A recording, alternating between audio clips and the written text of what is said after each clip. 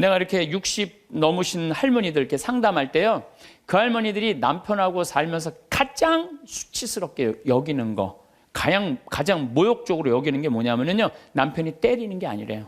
남편이 자기 얼굴에 침 뱉는 거래요. 침 뱉는 거. 침 뱉는 남자들이 있어요. 정말로 정신 나간 남자들이 있어요. 그거 생각하면 여러분들 신랑 훌륭해, 안 훌륭해요? 훌륭하죠? 여러분들한테 침은 안 뱉잖아, 침은. 얼마 전에도 상담을 하는데 침을 뱉는다는 거예요, 침을. 그래서 내가 왜 사냐고 그래서 왜 사냐고. 자식들 때문에 산다는 거예요. 답답한 거죠. 참.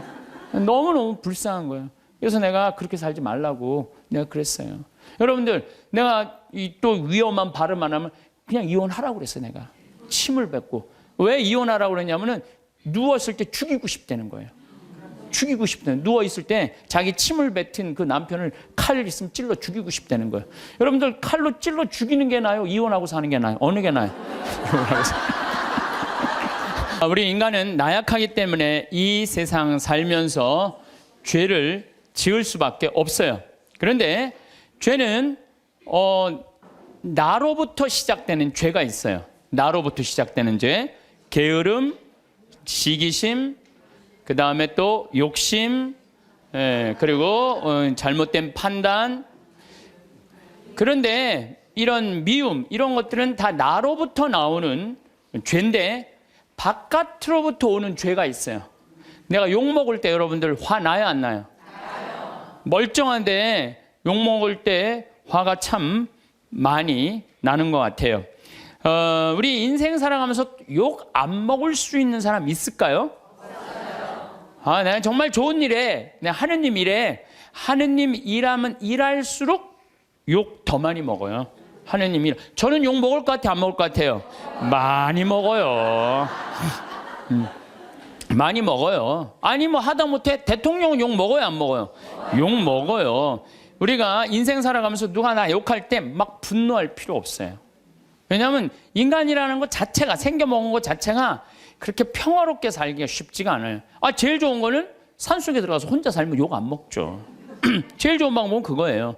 사실 저는 지금 여기 산속에서 사는 거랑 거의 마찬가지예요. 그래서 저는 사실은 본당 신부님들보다 훨씬 나아요. 본당 신부는 그냥 교우들하고 하면서 욕을 얼마나 많이 먹겠어요. 네? 진짜 많이 먹을 거예요. 본당 신부님들은 아무리 잘해도, 잘하는 것도 어떨 때 보면 때로는 욕 먹는 다 거리가 돼요. 근데 본당 신부님들은 또 이렇게 있다 보면은 교우들이랑 좋은 사람도 있지만 교우 마음에 안 드는 사람도 있잖아요.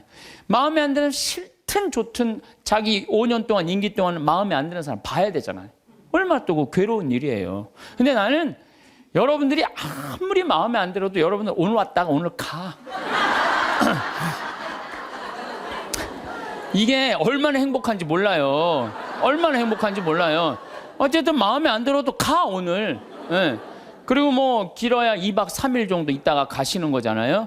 그래서 저는 개인적으로 참 마리아처럼 좋은 몫을 택한 것 같아요. 네. 사실 본당 시민에서 참 힘든 것 같아요. 그리고 적어도 여기 생태마을을 이 멀리 강원도까지, 뭐 부산에서, 저 광주에서, 대구에서, 서울에서 오신 분들은 적어도 여기 오고 싶은 의지가 있는 분들이 오는 거 아니에요. 오기 싫으면 안 올 거 아니야, 안 올 거. 그러니까 적어도 오고 싶은 의지가 있는 분들이 오기 때문에 나를 바라보는 눈이 하트야. 하트야. 그러니까 나는 행복한 거죠. 근데 인간이 살면서 욕 안 먹을 수가 없어요. 욕하면 또 예수님 생각 안 할 수가 없어요. 욕 제일 많이 먹은 분이 예수님이에요, 예수님. 예수님 참 욕 많이 드셨어요. 그 예수님은 모두에게 사랑받았을 거라고 생각하면 여러분들 오해입니다. 수많은 사람이 예수님에게 돌을 집어 던지려고 했어요. 또 마귀랑 친구라고 비난까지 했어요. 여러분들 대놓고 넌 마귀 새끼야 이렇게 말하면 여러분들 기분 좋을 것 같아요, 안 좋을 것 같아요?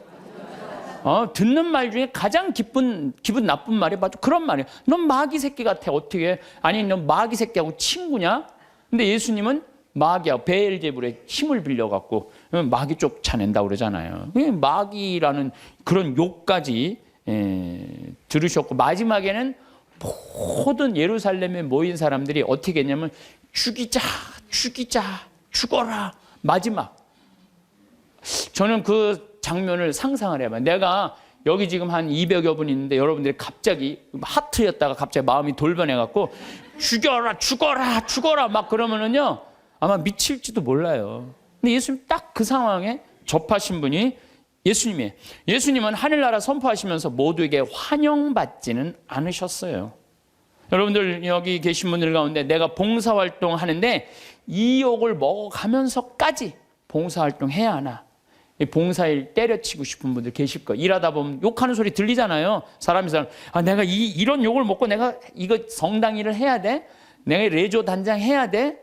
내가 성가대 해야 돼? 연령회 해야 돼? 성모 해야 돼? 아니 내 차라리 때려치고 속 편하게 내 집에서 그냥 텔레비나 보고 그냥 놀러나 다니고 하지. 내가 왜 이 욕을 먹어? 그런 생각하시는 분들 계실 거예요.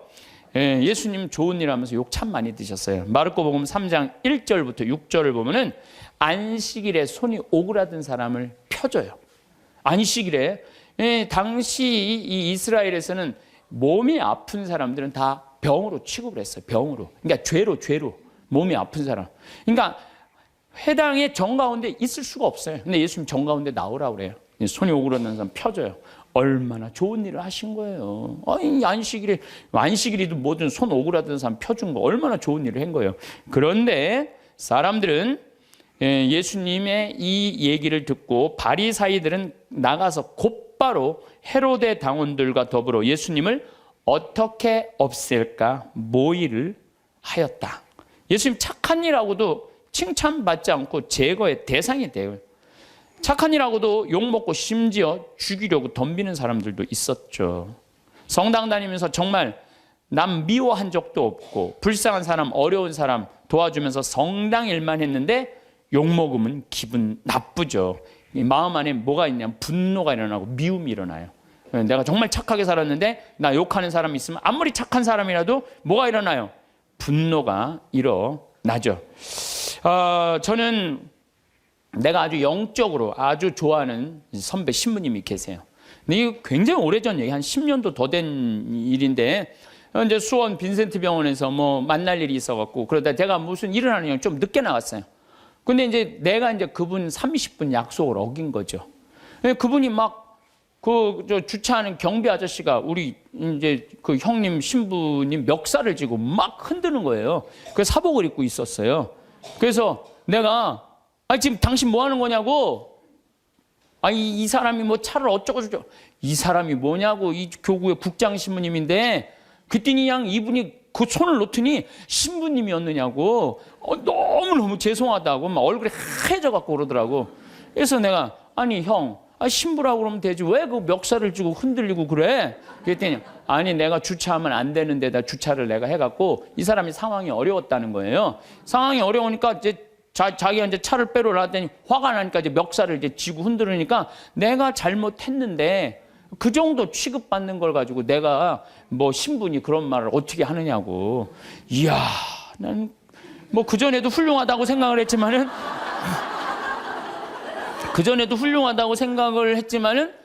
그걸 보니까 더 훌륭한 거예요. 그래서 난 그분한테 고해성사 내가 이렇게 영적 상담을 지금도 이렇게 해요.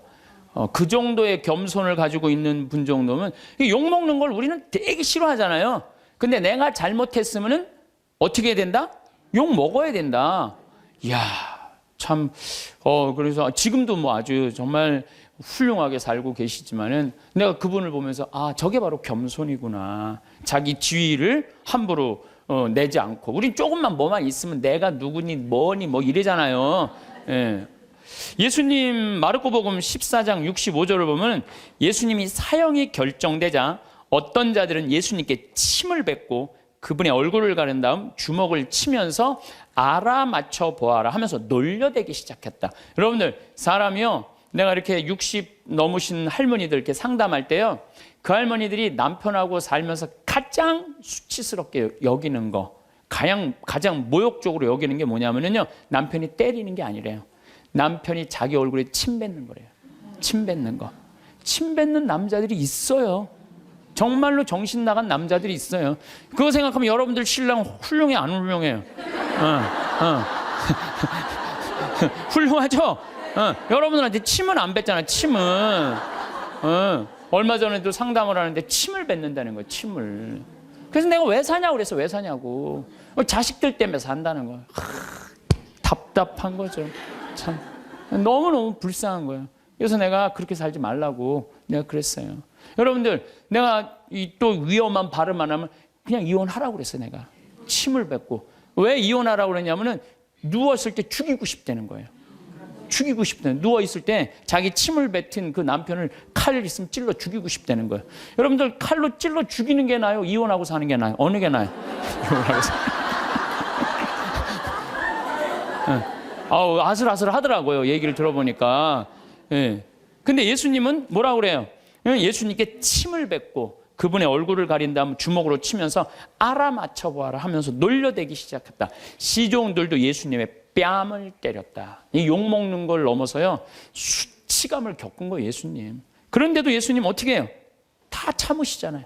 다 참으셔요. 우리 성당 활동하면서 조금만 나 비난하고 헐뜯는 사람이 있으면 그거보다 수십 배 더 강한 어조로 상대방 비난해요. 제일 열받는 게 나 때리는 게 누군지 모르고 맞는 거야. 그렇죠? 제일 열받는 게 나 누가 욕하는지 모르고 욕만 떠돌아다녀, 성당에. 그게 제일 열받는 거예요. 그 누군지 알면 쫓아가고 한판 할 텐데 누군지를 알아야지. 이게 헛소문이 그렇게 무서운 거, 헛소문이. 예. 예수님 그냥 때리는데도 그냥 그걸 참죠. 아마 내가 그런 입장에 놓였다면 난 속 터져 죽었을지도 몰라요. 심지어 시종들, 종들도 예수님의 뺨을 때려요. 종들도. 예수님 묵묵히 참으시죠. 놀랍지 않으세요?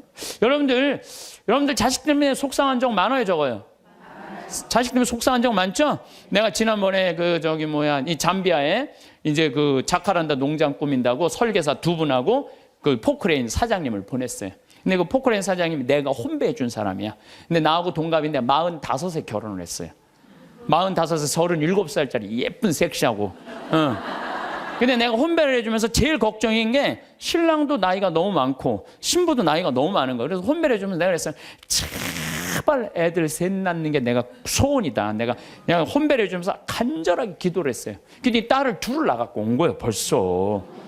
그 이제 잠비아 갔다가 이제 보고하러 온다고 이제 부인하고 이제 딸 둘을 데리고 왔어요. 내가 맛있는 거 사준다고 읍내 나갖고 이제 막 그 이제 설계사들하고 이렇게 그것도 이제 맛있게 먹는데 애들이 아빠를 너무너무 좋아하는 거, 아빠를.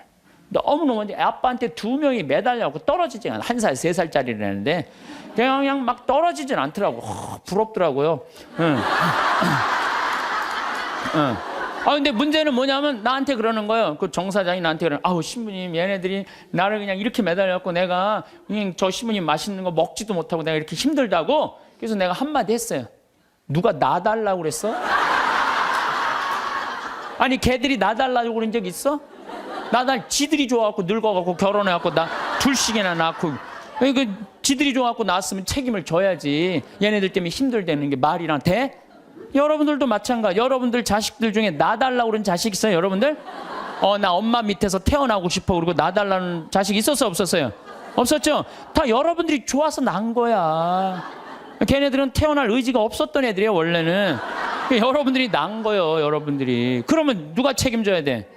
여러분들이 책임져야 돼요. 이것도 똑같아. 우리가 언제 세상에 태어나게 해달라고 그런 적 있어요, 예수님한테? 당신이 좋아갖고 세상 만들어 놓고 우리 창조해 놨잖아요. 창조해 놨는데 인간들이 너무 많은 죄를 짓는 거야. 선택할 수 있죠. 죄를 선택할 수도 있고 선을 선택할 수도 있고 옳음을 선택할 수도 있고 그름을 선택할 수 있는 것을 하느님이 자유를 주셨는데 우리 인간이 옳음을 선택하거나 선을 선택하는 게 아니라 악을 자꾸 선택하니까 당신이 만들어 놨으니 당신이 책임지러 온 거예요. 책임지러 와갖고 어떻게 뺨 때리고 침 뱉어도 났으니까 어떻게 참아야지. 그냥 크다 안 되니까 당신이 책임진다고 십자가에 올라와서 죽은 거 아니에요. 우리 책임진다고. 난 그 아버지 마음, 그 부모의 마음을 예수님 십자가에 오죽했으면 저기 올라갔을까. 우리를 얼마나 사랑했으면. 그러니까 예수님 그 침뱉음도 견디셨다는 거죠. 예수님을 믿는다는 건요, 예수님처럼 사는 거예요. 적어도 예수님 흉내 낼 줄은 알아야 돼. 14장을 보면 다음 날에도, 이건 전날이야. 금요일, 그러니까 목요일 날 전날 붙잡혀갖고 그냥 매 맞고 그래. 금요일 날 아침에도 모욕을 당하셔. 군중들이, 그전에는 시종가고 종들이 예수님 모욕했는데 다음 날 아침에는 군중들이 이렇게 모욕을 해. 유다인들의 임금님 만세 하며 인사하기 시작했다. 또 갈대로 그분의 머리를 때리고 또 침을 또 뱉네. 예수님 침 참 많이 받으신 분이에요. 침을 뱉고서는 무릎을 꿇고 예수님께 절하였다. 조롱하는 거죠. 그렇게 예수님을 조롱하고 나서 자주색 옷을 벗기고 그분의 겉옷을 입혔다. 그리고 예수님을 십자가의 못 박으러 끌고 나갔다. 분명 이 군중 가운데는 예수님 일주일 전에 예루살렘에 입성할 때 빨마가지를 흔들고 호산나 호산나 주님의 이름으로 오시니 찬미 받으소서 이렇게 환영한 사람도 분명히 있었을 것 그 안에. 근데 일주일 만에 배신한 거예요. 일주일 만에. 그러니까 여러분들 인생 살면서요, 나 욕하고 누구 배신하잖아요.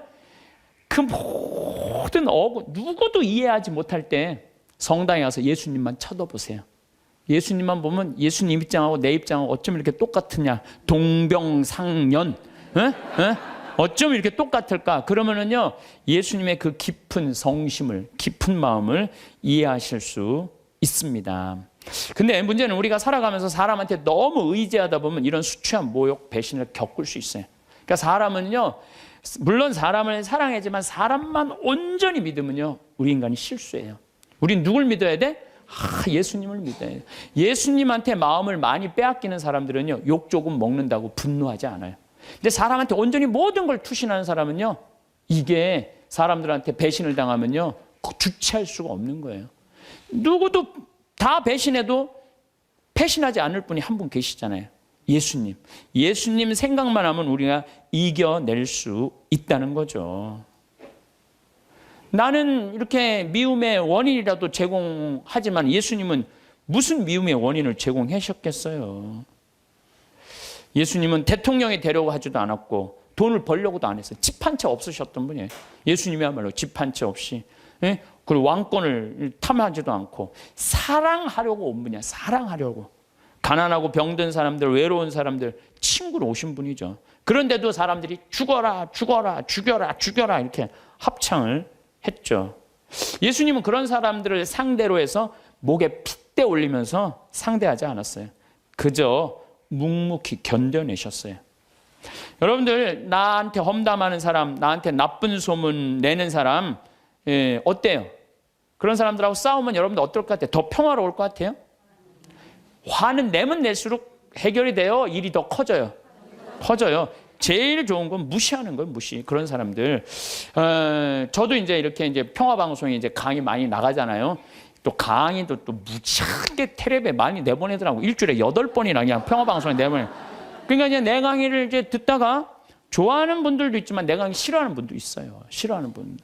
또 우리 천주교 교우들도 뭐 싫어하겠지만 천주교 아닌 사람들도 싫어하는 경우가 있어요. 그럼 내욕을 인터넷에다 무지하게 해요. 막.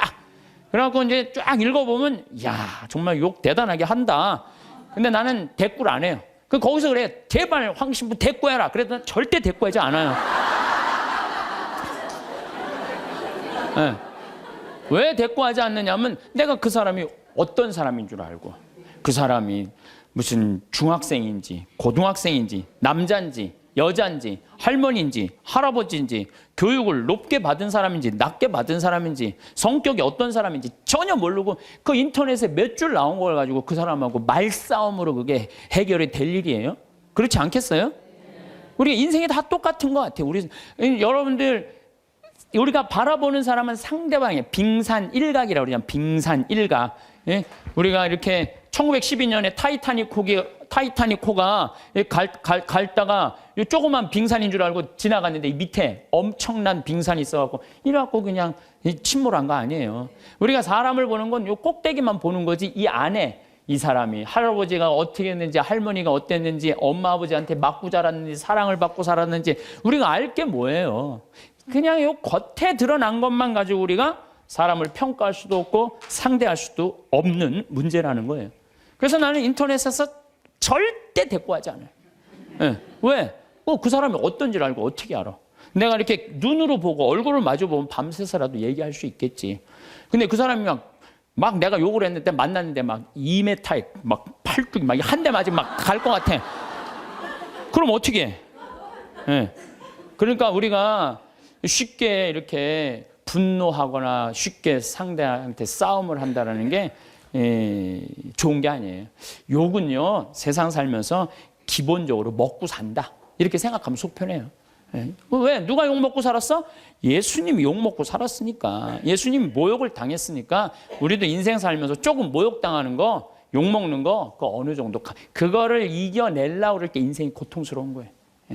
저도 이렇게 살아오면서 그런 나쁜 거는 그냥 무시하고 시간이 지나면 다 없어져요. 시간이 지나면 5년, 10년이 지나보면 다 없어져요. 그러니까 여러분들 그런 거. 오늘 지금 내가 식사하면서 여고생이 임신했다는 헛소문이 학교에 퍼졌대. 그래서 자살을 한 거예요. 그 아까운 아이가. 그러니까 이 헛소문에 죽는 사람들 정말로 많아요. 헛소문에. 그래서 사람들이라는 게 참 그런 문제가 있는 것 같아요. 자, 그렇다면 우리 인간이 참 죄를 짓고 살아요. 게으르고 나약하고 그 다음에 시기심 많고 죄를 져. 나 같은 죄인도 용서받을 수 있나요? 여러분들 인생 살아오면서 정말로 누구한테도 얘기하기 부끄러운 죄들이 있으시죠? 저는 많아요. 누구한테도 얘기하기 부끄러운 죄들 참 많아요. 근데 나 같은 죄인이 과연 용서받을 수 있느냐? 나 같은 죄인도 과연 용서받을 수 있을까? 저는 예수님이 요한복음 8장에 보면 간음한 여인 얘기가 나요. 그거를 읽으면요 굉장히 위로가 많이 돼요. 이 여자가 간음을 하다 현장에서 잡혔어요. 2000년 전에 간음하는 거하고 지금 간음하는 거하고 이건 질이 달라요. 지금은 너무 쉬운 일이지만 2000년 전에는요 간음하는 게 쉽지가 않아요. 그 다음에 당시 이스라엘 사람들은 어떻게 했느냐면은 다 여자들은 다 가리고 눈만 내놨어. 눈만 내놨어.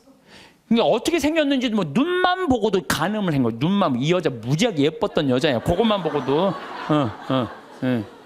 그러니까 이 온몸을 다 가려요. 지금도 이스라엘 사람들이 눈만 이렇게 내놓고 다녀요. 눈만. 저 동네 사람 왕래도 없는데 간음하다 이 여자가 붙잡힌 거예요. 그러니까 예수님은 간음에 대해서 단호하셨어요. 만약에 너희들이 이 음흉한 생각으로 여자를 쳐다보면 누나를 빼라고 그랬어요. 그 정도로 예수님이 간음에 대해서. 나는 참 그 성서가 너무 괴로워요. 난 그 성서에 의하면 내 누나는 한 6,000개는 빼야 돼. 6,000개. 내 누나는 6,000개는 빼야 돼요. 이 누나 하나도 안 남았을 거야 지금. 아무리 갈아 껴도 계속 빼야 돼. 계속. 도시에 나가면요 대단해요. 도시에 나가면은 요즘 또 여자들이 다리가 얼마나 예뻐요. 옷을 얼마나 야하게 입고 다녀요. 이야, 그럼 그냥 눈알 그냥 빼야 돼요. 눈알. 아마 여기 계신 분들도 눈알 남아있을 사람 별로 없을 것 같은데. 예수님 그렇게 간음에 대해서 단호하셨어요. 간음하면 안 된다. 그런데 간음한 여자가 현장에서 붙잡혔어요. 예수님, 당신 간음하면 눈알 빼라고 그러지 않았느냐. 또 한편으로는 모든 사람을 용서하라고 그러지 않았느냐. 둘 중에 뭘 선택할 것이냐. 예수님이 이 여자 편을 들면은 상당히 이상해지는 거예요. 근데 2000년 전에 예수님께서 간음한 여자 입장에 쓰여요. 그래갖고 너희 중에 죄 없는 사람 먼저 이 여자를 돌로 쳐라. 난 이 여자 입장 이해한다 이거예요. 이야, 이거 대단한 일이에요. 이거 보통 용기 아니면 이거 제정신 가지고는 이거 못해요. 보통 용기 가지 않으면은. 근데 예수님은 그 여인을 감쌌던 거예요. 그 여인을. 하나 둘 떠나가니까 예수님이 너 죄를 묻던 사람이 다 어디 갔느냐? 주님 하나도 없습니다. 다 떠났습니다. 근데 그 다음 말이 더 기가 막혀요. 그들이 네 죄를 묻지 않았다면 나도 네 죄를 묻지 않겠다. 그러니까 여기 계신 분들 예수님은요 우리를 그만큼 사랑하시는 우리 나약한 인간, 쓰러질 수밖에 없는 인간, 부족한 인간임을 인정하시는 거예요. 그러니까 충분히 우리 인간을 인정하고 이해하고 계신 분이 예수님인 거죠. 그러니까 그 예수님한테 여러분들은 그 예수님을 사랑하면요 막 가슴이 막 설레고 막 기쁘고 끝도 한도 없는 사랑을 갖고 침뱉음을 안경나 십자가에 그냥 올라가서 그냥 우리들을 위해서 돌아가시지를 않나. 대단하잖아요. 그러니까 혹시 여기 계신 분들 나 같은 죄인도 용서받을 수 있나? 용서받을 수 있어요. 진심으로 주님께 용서 청하면. 그래서 삶이 변해야죠. 사람은요, 근데 저는 요즘 우리나라 문화에 조금 안타까운 게 뭐냐면은 한 번 잘못하면 죽일 놈이야. 다시는 회복할 수가 없어. 우리나라 사회가 그래요. 한 번 잘못하면. 근데 교회는, 주님은요, 한 번 잘못해도 다시 용서 청하면은요, 기회를 주세요. 너무너무 좋죠? 여러분들 성당 잘 나온 거예요. 성당 잘 나온 거예요. 근데 더 기가 막힌 거는 요한복음 4장에 사마리아 여인 얘기. 사마리아 여인, 예수님이 이제 이 유다에서 예루살렘에서 성전을 막 둘러엎어요. 성전을 둘러엎고 막 채찍으로 막 후드려 까요. 그러니까 사람들이 예수님을 죽이려고 그래요. 그러니까 그 한바탕 하고 이제 갈릴레아, 예수님 본 활동 문제인 갈릴레아로 가려고 그러는데, 갈릴레아로 가는데 예루살렘에서 갈릴레아로 올라가면은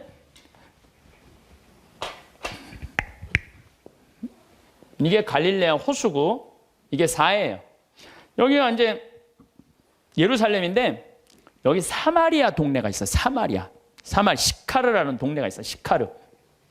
근데 유대인들은요, 사마리아 동네를 들어가지 않았어요. 사마리아 동네 들어가면은요, 더럽다고. 그래서 이렇게 갈릴레아 요르단강으로 올라가든지 바닷가로 올라가요. 근데 예수님은 돌아가기 귀찮았나 봐요. 그냥 가로질러 그냥 가요. 가로질러. 그러니까 가다가 시카르라는 동네에 가고 정오쯤 목이 마르셨어요. 그래갖고 이제 우물에 딱 앉아 계셨어요. 근데 우물이라는 공간은 누구의 공간이에요? 남자들의 공간이에요? 여자들의 공간이에요? 여자들의 공간이에요. 그 우물가에는 남자들이 가는 게 아니에요. 근데 이 남자인 예수님 우물가에 다 남자하고 여자는 정부는 다 어디서 나냐? 우물가에서 다 나는 거예요. 정부 우물가. 갑돌이하고 갑순이도 우물가에서 뭐 이렇게 해갖고 엄마 이러지 마세요. 이러다가 다 정부 난 거 아니에요. 예? 그러니까 남자가 하여튼 우물가 간다. 이거 별로 좋은 게 아니에요.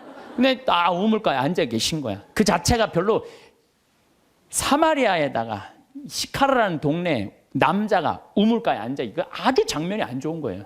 근데 정오에 여자 하나가 물동이를 잃고 물을 탁 뚫어 나와요. 이 여자도 문제가 많은 여자예요. 왜 문제가, 요 장면 하나만으로도 문제가 많아. 왜? 이 사마리아라는 게 굉장히 더워요. 덥기 때문에 낮에 물 뚫어 나오는 여자는 없어요. 물은 언제 뚫어오냐면 새벽이나 밤중에 뚫어 나와요. 새벽이나 밤중에. 근데 이 여자는 새벽에 뚫어 나올 수가 없는 여자야. 밤중에도 뚫어 나올 수 없는 여자야.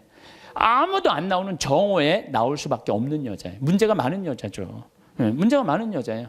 그래갖고 이제 물을 딱 뚫어 놨는데, 이게 또 남자고 여자가 이제 우물가에서 만난 거잖아요. 근데 예수님 먼저 말을 걸어요. 나한테 물 좀 한 잔 줄래? 희약가시를 거는 거야, 나한테. 나한테 물 좀 한 잔 줄래? 그러니까 이 여자가 당장에 뭐라 그래요? 당신은 유대인이고 나는 사마리아 여자인데 어떻게 나한테 말을 거느냐? 그렇게 얘기를 해요. 너무 황당한 거죠. 그랬더니 예수님이 뭐라 그러냐면, 내가 누군 줄 알면 네가 나한테 물 달라고 그랬을 거다. 아니 당신 뭐 두레박도 없는데 어떻게 물이 있느냐?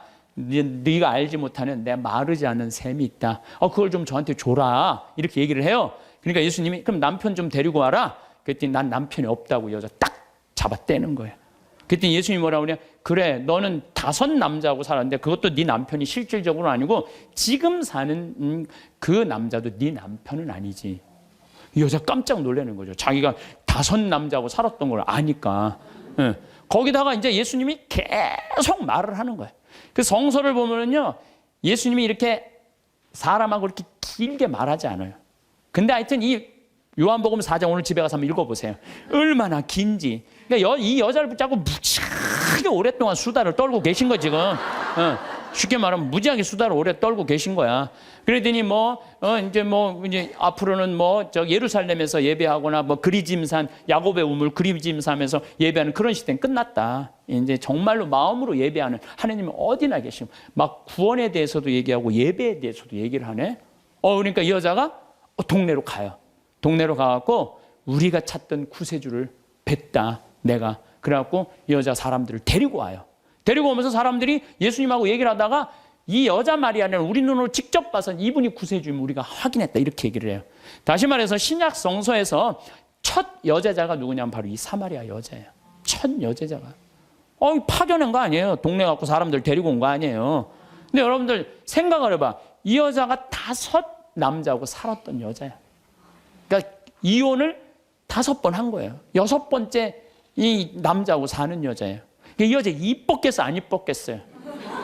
여러분 5번 정도 결혼할 정도면 이뻐야 돼요. 이뻐야 돼. 네, 그렇잖아요. 굉장히 예뻤을 거예요. 근데 여러분들 성당에서 이 생각을 해봐요. 신부님, 우리 성당에서 6번째 남자하고 살던 여자가 성당을 나왔어. 그것만 해도 여러분들 대단한 이슈가 될 것 같아요, 안 될 것 같아요? 대단하죠. 6번째 남자하고 사는, 이혼을 5번 하고 6번째 사는 여자가 나왔는데 신부님 미사 끝나고 그 여자를 붙잡고 얘기하기 시작하는 거야. 그것도 성당을 어떻게 운영할 것인가. 그 여자 의견을 물어보는 거예요.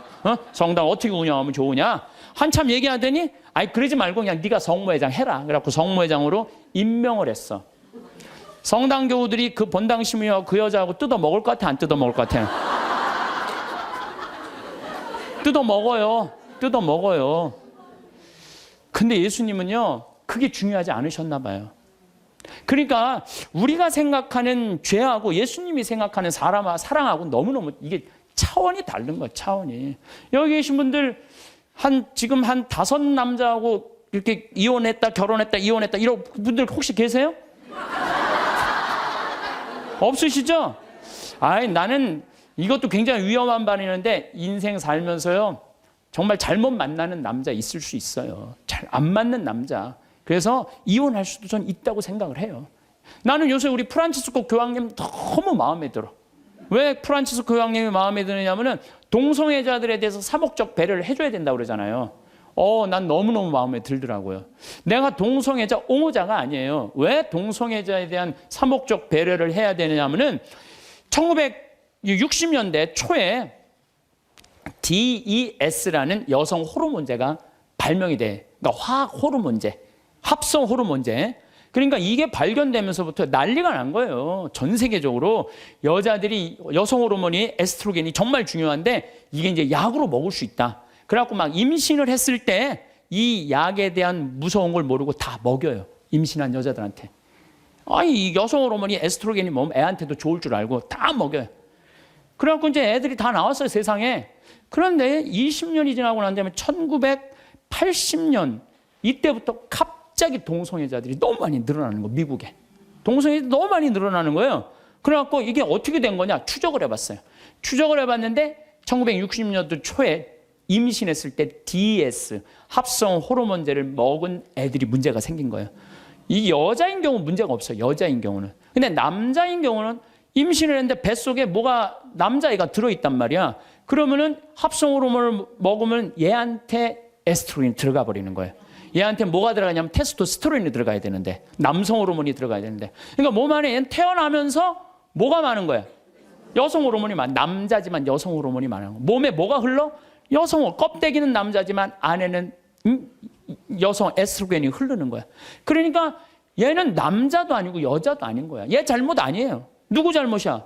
엄마가 잘못 약 먹어갖고. 그래갖고 보니까 거의 그 남자애들 중에 한 4분의 3 정도가 동성애적 성향을 갖고 있는 거야. 얘한테 너 지옥에 갈 거다. 너 그래갖고. 이게 되냐 이거예요. 이런 사목적 배려가 필요하다는 거예요. 맞는 말씀이에요. 마찬가지. 우리가 이혼한 사람 성당 못 나오게 하잖아요. 아니에요. 저는 그렇게 생각하지 않아요. 이혼할 수 있어요. 사목적 배려로 그들도 빨리 구제해줘야 돼요. 어떤 방법으로든. 그래서 하나님 앞에서 정말 신앙생활 할 수 있도록 해줘야 돼요. 예수님은 5번째 산 여자하고도 하늘나라 얘기를 했는데 여기서 구원의 대상에서 제외될 사람이 몇 명이나 될 것 같아요? 다 구원받을 수 있는 거예요. 다.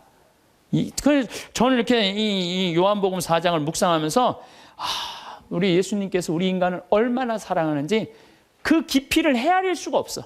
헤아려서 너무나 많은 사랑을 갖고 계신 분이야. 그러니까 여기 계신 분들 중에 나 같은 사람이 과연 성당 일을 할 수 있을까? 나 같은 사람이 과연 주님의 일을 할 수 있을까? 내가 이런 위선자가 아닐까? 아니에요. 여러분들 진정으로 회개하고 용서 청하고 삶의 변화.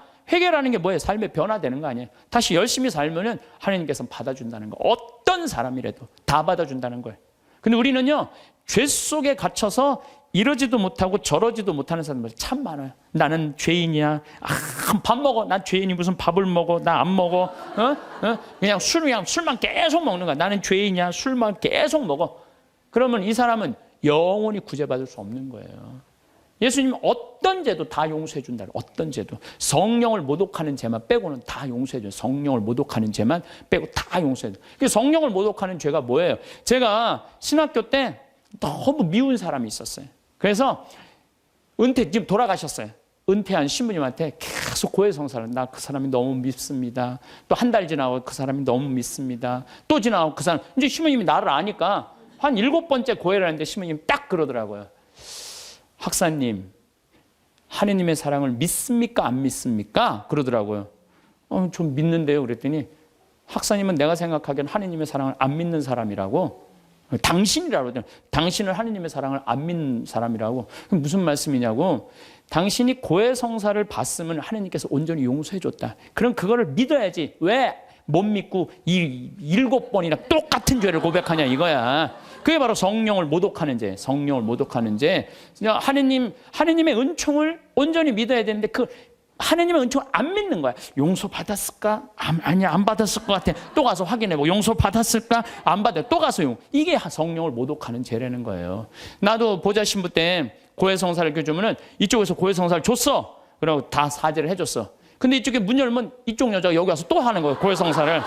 진짜로 또 하는 거예요. 1년 내내 계속. 그래서 막 신경질을, 왜 자꾸 벌써 이미 죄를 사해 줬는데 왜 하느님의 자비를 안 믿느냐고. 이 자매가 그러는 거예요. 나는 용서 못 받은 것 같다고. 하느님의 사랑을 못 믿는 거죠. 무한한 하느님의 사랑을. 그럼 우리가 회개가 뭐가 필요해요? 종교가 뭐가 필요해요? 용서가 없다면. 그러니까 하느님은 우리를 용서해 주셔요? 안 용서해 주셔요? 용서해 주세요. 그러니까 여러분들 하느님의 사랑을 간절하게 믿으시라는 거예요. 여러분들 평화를 원하세요? 네. 평화를 원하면요, 용서하셔야 돼요. 저는 예수님께서 계속 사랑해라, 용서해라, 사랑해라, 용서해라 그러다가 결정적으로 마지막에 평화를 주노라 그래요. 이게 언제 평화를 주느냐 하면은 예수님 침뱉음 다 당하고 때리고 뺨 맞고 십자가 못 박혀서 다 죽었어. 죽고 난 다음에 3일 만에 부활하세요. 3일 만에 부활했을 때 예수님이 제자들 처음 만나요. 3일 만에. 제자들은 어떤 상태? 스승 배신하고 다 도망간 상태 아니야. 다 도망가고 배신하고 스승은 죽었다고 생각했을 때 마음이 지극히 불안했어. 그 3년을 따라다니는 스승을 배신했단 말이야. 예수님이 3일 만에 부활하셔서 첫 인사가 니네들 왜 나 배신했어? 내가 죽었다 살아난다는 건 니네들 안 믿었어? 이렇게 얘기하지 않아요. 평화를 비노라. 평화를 주노라. 평화는요, 여러분들 언제 찾아오는 거냐면 그 모든 폭풍이 다 지나가고 누릴 수 있는 게 평화예요. 평화. 그래서 나는 여기 여러분들 지금 우리 평창 생태마을에 오셨지만은 제가 요즘 참 많은 평화를 많이 누려요. 저도 인생을 살면서 질곡, 막 폭풍, 뭐 별걸 다 겪었죠. 근데 요즘은요, 그 모든 걸 떠나서 이게 마음이 정말 평화로운 거예요. 그리고 여기 마당에 아침에 탁 이렇게 강 내려가는 걸 보고 앉았으면요, 그렇게 행복해요. 아, 예수님이 이 평화를 얘기하는구나. 그러니까 마음 안에, 저는 지금 마음 안에 미워하는 사람이 정말로 없어요. 예전에는 많았어요. 참. 예전에는 많았어요. 근데 그런 단계들이 다 어느 정도 지나고 난 다음에 내가 이제 평창에 들어와서 산 지 10년이 됐어. 10년. 그러니까 10년 동안 뭐 인연이 있었던 많은 사람들이 이제 떨어져 나가고 뭐 사연이 있었던 많은 사람들이 떨어져 산속에서 여기 한번 마음 먹고 올라오고 그러면 하루가 걸리잖아요. 그러니까 웬만한 사람들은 거의 못 와요. 그러니까 사람을 덜 만나고 또 좋은 사람들만 만나니까 평화로운 거예요. 아, 예수님이 부활하고 난 다음에 내가 너희에게 평화를 비노라. 그게 바로 이거구나. 미움, 분노, 증오, 죽어라, 죽여라 다 떠나고 난 다음에 예수님이 마지막에 십자가에서 부활하고 성취한 게 뭐다? 평화다. 평화. 그러니까 여러분들 마음 안에 미움이 있으면요, 평화를 누릴 수가 없어요. 마음 안에 분노가 있으면 평화를 누릴 수가 없어요. 그래서 용서해야 되는 거예요. 그래서 여러분들 우리 마음 안에 남을 찔러 죽이려는 마음의 창을 두들겨서 곡식을 만들어내는 낫으로 만들어야 돼. 마음의 미움을 두들겨서 평화를 만들어내는 사랑으로 만들어야 돼. 그래서 사람을 보면서 막 사랑할 수 있는 그런 마음 여러분들 청하셔야 돼. 제가 신학교 1학년 때는 별놈이 다 모인 거예요. 52명이 이제 그 별놈이 다 모인 거예요. 그냥 별놈이. 그냥 마음에 드는 놈, 안 드는 놈, 그냥 이상한 놈, 안 이상한 놈, 별놈이 다 있는 거예요. 1학년, 2학년 때는 맨날 그냥 밉고 싸우고 그러더라고요. 근데 3학년쯤 되니까 그런 미움이 다 인간으로 이해가 되고, 그러니까 이제 화장실에 있으면 발자국 소리, 누구 발자국 소리까지 다 알아요. 같이 이제 기숙사에 살다 보면은. 3학년쯤 되면요, 다 애들이 이쁜 거예요. 다 마음에 드는 거예요. 그러니까 신학생활이 너무 재미나. 얘를 만나도 좋고, 쟤를 만나도 좋고, 그 마음에 안 드는 놈들은 거의 다 나갔고, 또 신학교를.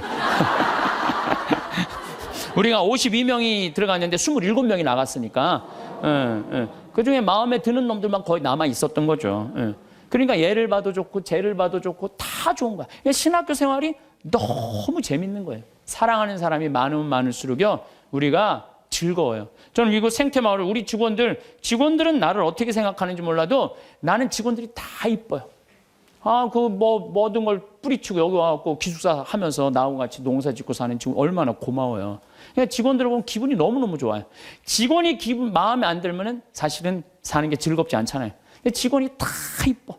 만나는 사람마다 다 좋고. 그러니 신나죠. 사는 게 즐거운 거죠. 일은 20년 동안 기다리고 있고. 은퇴하고 나면 또, 요즘 커피숍 그거 생각을 많이 해요. 바리스타를 배워갖고 어떻게 해야 되겠다. 그러니까 일이 있으니까 죄를 안 짓고. 그래서 여러분들 마음 안에 대림 일주일에 이 얘기가 나와요. 남을 찔러주는 마음에 창을 두드려서 곡식을 만들어내는 낫으로 만들어라.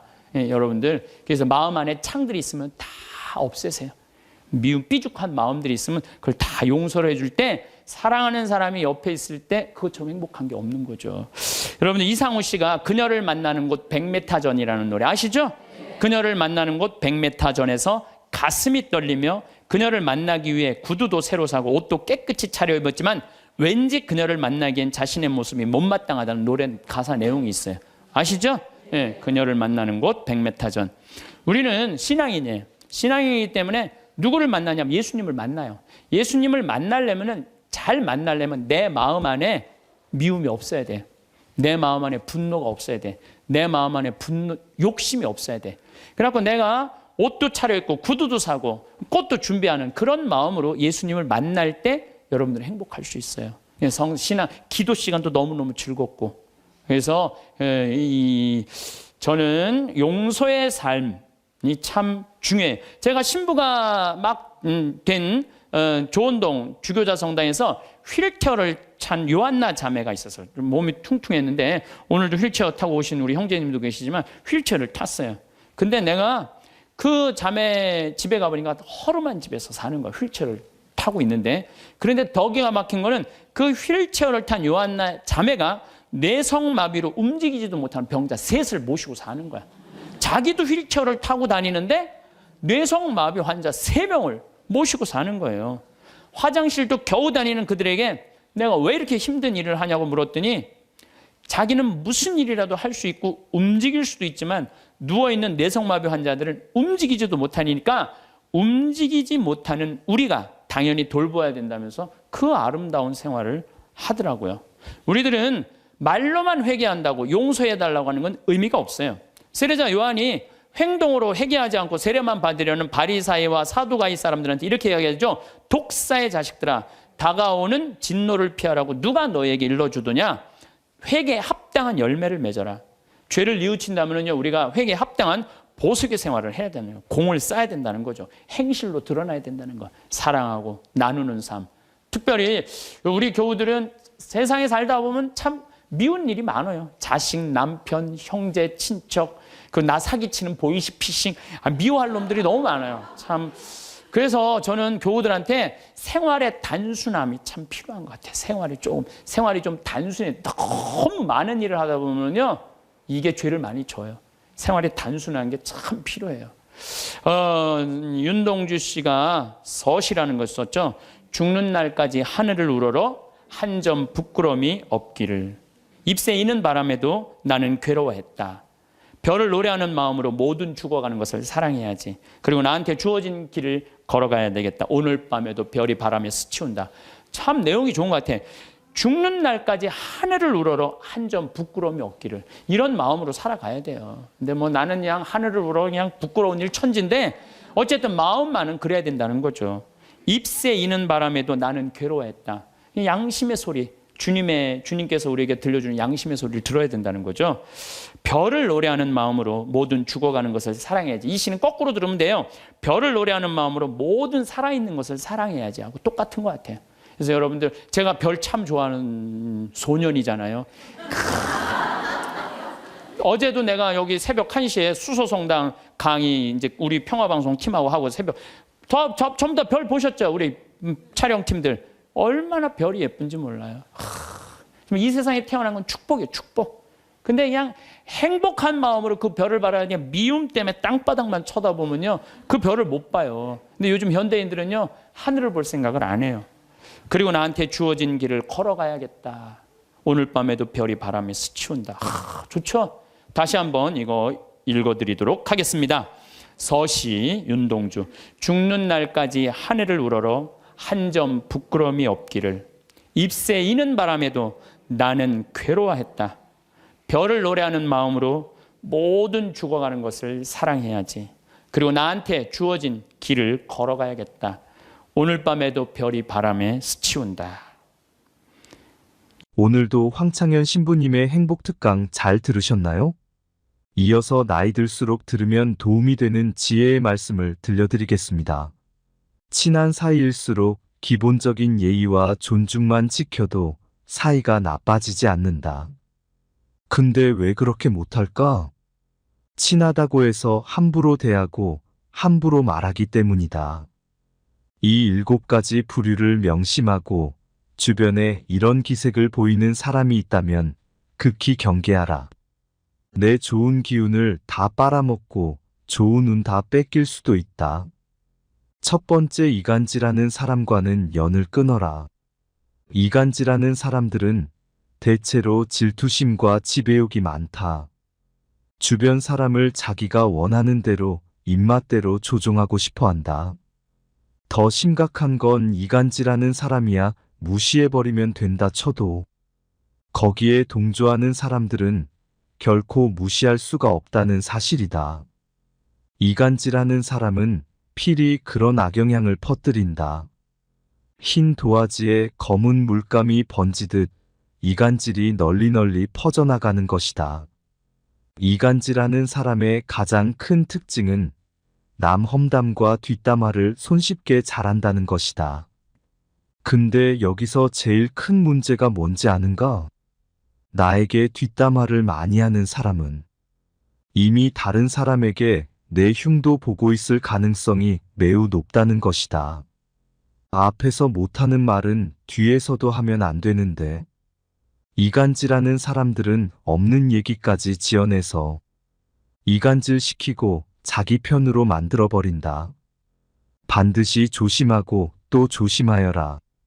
두 번째, 음흉한 사람을 조심해라. 세상엔 공짜가 없다. 과한 친절이나 대가 없는 호의도 사실은 공짜가 아니다. 대가가 없는 것처럼 보이지만 다 대가가 있는 것이다. 음흉한 사람들은 대가 없이 도움을 주고 나중에 무리한 부탁을 한다. 사람에게는 기본적으로 남을 도우려는 마음이 있다. 도움을 받으면 보통의 사람이라면 마음의 빚을 지기 마련이다. 음흉한 사람들은 이 점을 이용한다. 마치 선의인 척 선뜻 도움을 주고 나중에는 크고 작은 부탁을 아무렇지 않게 하면서 사람들을 이용하는 게 바로 음흉한 자이다. 음흉한 사람들의 특징은 겉보기에는 착해 보이지만 실은 다른 사람들을 이용하고 있다는 사실이다. 교활하고 음흉한 사람들은 자기 이익만을 계산하고 이득이 되는지 해가 되는지만 계산하는 부류다. 음흉한 사람에게 잘못 걸려들면 된통당할 수 있으니 가까이 하지 말고 반드시 빨리 인연을 끊는 것이 좋다. 세 번째, 남의 단점을 말하기 좋아하는 사람과는 당장 연을 끊어내라. 사람에게는 누구나 단점이 있다. 허나 이러한 단점만 굳이 크게 부각해서 말하기를 일삼는 자들이 있다. 상대의 단점을 함부로 말하는 사람과는 인연을 끊어라. 이들은 자신의 결점을 가리고 장점을 돋보이기 위해 상대방의 부족함과 나약한 부분만을 과장하여 공격하고 비판하고 무시하는 것이 일상이다. 이런 사람들은 타인을 먼저 비난하고 상대방을 제압해 그들을 바보로 만드는 것과도 같다. 특히 그들이 남을 험담하는 목적은 단지 어떤 사람과 틀어져서 그런 것만이 아니다. 단지 편을 가르고 자신의 사회적 지위를 높이기 위해 타인을 헐뜯는 경우가 많다. 네 번째, 남을 만만하게 대하는 사람과는 인연을 끊어라. 남에게 무례하게 대하며 만만하게 대하는 인간 부류가 있다. 이런 이와는 상종도 하지 말고 엮이지도 말아라. 그들과 어쩔 수 없이 같이 지내야 한다면 이 세 가지를 명심하라. 첫 번째, 무례한 사람일수록 솔직하게 받아쳐줘야 한다. 두 번째, 겁먹지 말고 상대에게 불쾌한 감정을 반드시 표현해라. 세 번째, 모두에게 좋은 사람이 되려고 할 필요가 없다는 것을 기억해야 한다. 내 마음에 드는 사람과 나를 마음에 들어하는 사람에게만 잘 대해주면 되는 것이다. 그 밖에 다른 사람에게는 모두 기계적으로 대하는 것도 인간관계를 잘하기 위한 하나의 방법이다. 다섯 번째, 남의 말은 안 듣고 자기 말만 떠들어대는 사람을 조심해라. 틀린 것도 맞다고 박박 우겨대고 자기 말만 하는 사람들이 많다. 이런 사람과는 대화가 통하기 어렵다. 논리로 이기거나 설득할 수 있다고 생각하지도 마라. 자기 얘기만 하는 사람들이 말을 걸어와도 그 사람 말에 끌려 들어가지 마라. 이런 부류와 대화를 하게 되면 빨리 다른 얘기로 바꾸거나 바쁜 일이 있다고 피하는 것이 상책이다. 관계에 있어서 가장 중요한 건 적당한 거리두기다. 인간관계는 혼자서는 해결할 수 없는 만큼 상대방에게 관심을 끄고 내 할 일을 하는 것이 행복의 지름길이다. 나의 관계, 나의 행복, 나의 능력에 몰입해야 한다. 타인과 대화할 때는 상대방의 의견을 먼저 듣고 경청한 뒤 그 말의 흐름에 어긋나지 않게 대답하며 상대방에게 공감해 주어야 한다. 근데 몇몇 사람들은 타인과 대화하면서 타인의 생각이나 의견을 듣는 와중에도 자신의 주장이 옳다고 하고 자신을 먼저 내세우려 한다. 남의 말을 들을 줄 모르는 사람과는 관계를 이어나갈 필요가 없다. 오랜 친구 중에는 작은 일이든 큰 일이든 사사건건 자기 말이 항상 맞다는 식으로 말하는 사람도 있다. 사소한 것에 대해 이야기를 해도 모든 것은 자기 말이 맞다고 우기는 부류다. 이런 이들은 상대방과 대화를 할 때 가르치려 들고 연설하듯 하며 자기 말만 하려고 한다. 이런 식의 대화로 늘 상처 주는 친구가 있다면 반드시 인연을 끊고 멀리해라. 여섯 번째, 잘해줘도 고마워하지 않는 사람과는 연을 끊어라. 잘해줘도 전혀 고마워하지 않는 사람들이 많다. 이런 이는 은혜를 모르는 자이며 내가 잘해준다 한들 그의 눈곱만큼도 보답할 줄 모르는 자이다. 자기밖에 모르는 자에게 호의를 베풀지 마라. 너만 상처받고 힘들어지기 마련이다. 또 잘못을 저질러 놓고서는 절대로 미안하다고 말하지 않는 사람도 있다. 전부 배려라곤 찾아볼 수도 없는 사람들이다. 타인의 입장도 전혀 고려하지 못한다. 특히 잘못했는데도 사과 한마디 할 줄 모르는 사람들은 스스로를 이미 속이고 있는 것이다. 자기 스스로마저 속여버려 양심이란 것이 없는 족속들이다. 대다수는 마음 깊은 곳에 열등감을 느끼는 경우가 많다. 다른 사람들에게 시기심을 품는 경향도 있다. 이런 부류와 함께 하는 것은 매우 큰 감정 소모와 에너지 낭비가 될 수 있으므로 관계를 끊어내는 것이 좋다. 또 나의 힘든 일들을 귀신같이 알고 파고들어서 은근히 들춰내거나 비난하는 부류들이 많다. 아무리 오래된 친구라 하더라도 어차피 이런 사람과 친구를 하게 되면 속마음을 이야기하는 것이 손해가 된다. 내 마음만 다치기 때문이다. 에너지를 깎는 사람과는 가까이 하지 말고 안정적으로 만들어주는 좋은 친구를 사귀어야 한다. 7번째, 아첨하는 사람은 반드시 피하라. 어딜 가나 아첨을 일삼는 자들이 있다. 왜 아첨하는 사람은 피해야 할까? 아부하는 사람들은 자기 실력이 부족하기 때문에 현란한 말과 새치 혀로 기회를 얻으려는 야비한 인간들이 많기 때문이다. 이들은 진실을 똑바로 보지 못하게 상대의 눈과 귀를 가려버리는 자들이다. 아첨에 취한 상대방은 아첨꾼의 속셈을 모르고 자신의 실력 때문에 찬사를 받았다고 믿는다. 이렇게 된다면 상대방은 자기의 능력이 아닌 아첨에 의해 잘못된 자만심에 빠져버릴 수 있다. 이러한 아첨꾼들만이 득세하는 조직은 반드시 패망하고 썩어 들어간다. 이런 조직에 몸담고 있다면 하루빨리 벗어나와야 한다. 인간관계에서 지나친 칭찬과 비판은 삼가해야 하는 법이다. 사람의 마음은 누르면 비굴해지고 세우면 우쭐해지기 마련이다. 상대의 비위를 맞추려고 마음에도 없는 아부를 하는 자들은 반드시 기억해두고 경계해야 한다. 아부하는 사람이라 해서 모두가 나쁜 것은 아니다. 개 중에는 진심 어린 칭찬의 말을 해주는 사람도 있기 때문이다. 허나 아부하는 자들 가운데는 상대한테 이빠른 말을 해주고 그 대가로 뭔가를 얻어내고자 하는 사람들이 더 많다. 아부하는 사람들은 듣기 좋은 말만 골라 하면서 내 인생을 꼬이게 만들어 버릴 수 있다. 그러므로 우리는 진실을 바탕으로 객관적으로 판단해야 한다. 또한 우리는 상대방의 아첨에 속아 넘어가지 않기 위해 상대방의 능력과 진심 어린 칭찬의 말을 구분할 수 있도록 노력해야 한다. 주위의 소중한 분들에게도 공유해 주시면 좋을 것 같습니다. 한 번 더 들으시면 가슴에 더욱 새겨질 것입니다. 반복 재생합니다. 우리 인간은 나약하기 때문에 이 세상 살면서 죄를 지을 수밖에 없어요.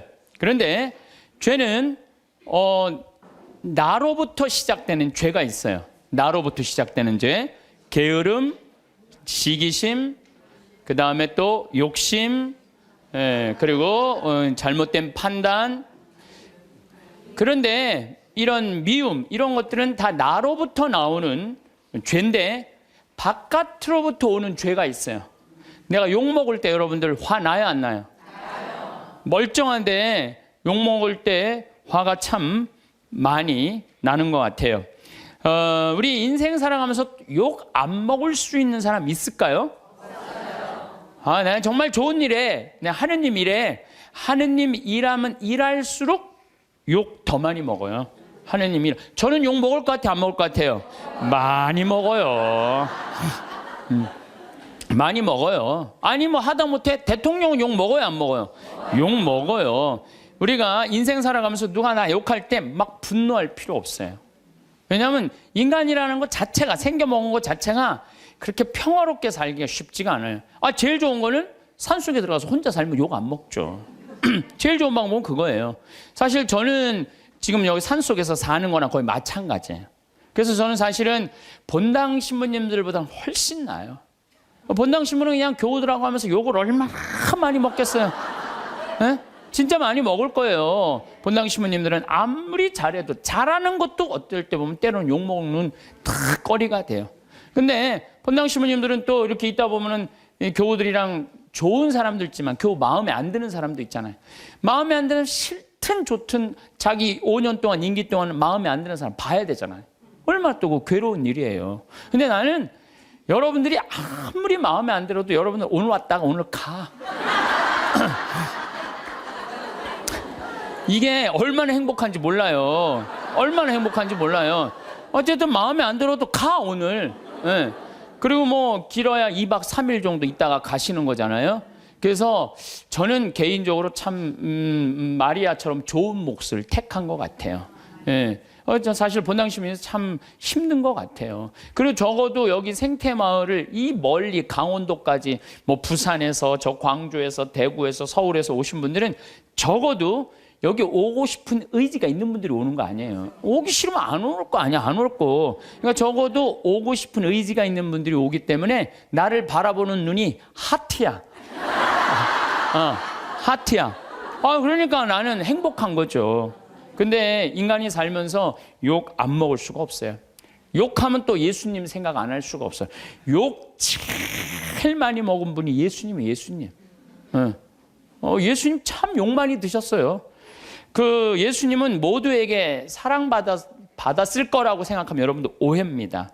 수많은 사람이 예수님에게 돌을 집어 던지려고 했어요. 또 마귀랑 친구라고 비난까지 했어요. 여러분들 대놓고 넌 마귀 새끼야 이렇게 말하면 여러분들 기분 좋을 것 같아요, 안 좋을 것 같아요? 듣는 말 중에 가장 기분 나쁜 말이 바로 그런 말이에요. 넌 마귀 새끼 같아, 어떻게? 아니 넌 마귀 새끼하고 친구냐? 근데 예수님은 마귀하고 베엘제불의 힘을 빌려갖고 마귀 쫓아낸다고 그러잖아요. 마귀라는 그런 욕까지 들으셨고, 마지막에는 모든 예루살렘에 모인 사람들이 어떻게 했냐면 죽이자, 죽어라. 마지막. 저는 그 장면을 상상을 해봐요. 내가 여기 지금 한 200여 분 있는데 여러분들이 갑자기 하트였다가 갑자기 마음이 돌변해갖고 죽어라 막 그러면은요 아마 미칠지도 몰라요. 근데 예수님 딱 그 상황에 접하신 분이 예수님이에요. 예수님은 하늘나라 선포하시면서 모두에게 환영받지는 않으셨어요. 여러분들 여기 계신 분들 가운데 내가 봉사활동 하는데 이 욕을 먹어가면서까지 봉사활동 해야 하나? 봉사일 때려치고 싶은 분들 계실 거예요. 일하다 보면 욕하는 소리 들리잖아요. 사람이 내가 이런 욕을 먹고 내가 이거 성당 일을 해야 돼? 내가 레조 단장 해야 돼? 내가 성가대 해야 돼? 연령회 해야 돼? 성모 해야 돼? 아니 내 차라리 때려치고 속 편하게 내 집에서 그냥 텔레비나 보고 그냥 놀러나 다니고 하지. 내가 왜 이 욕을 먹어? 그런 생각하시는 분들 계실 거예요. 예수님 좋은 일 하면서 욕 참 많이 드셨어요. 마르코복음 3장 1절부터 6절을 보면은 안식일에 손이 오그라든 사람을 펴줘요.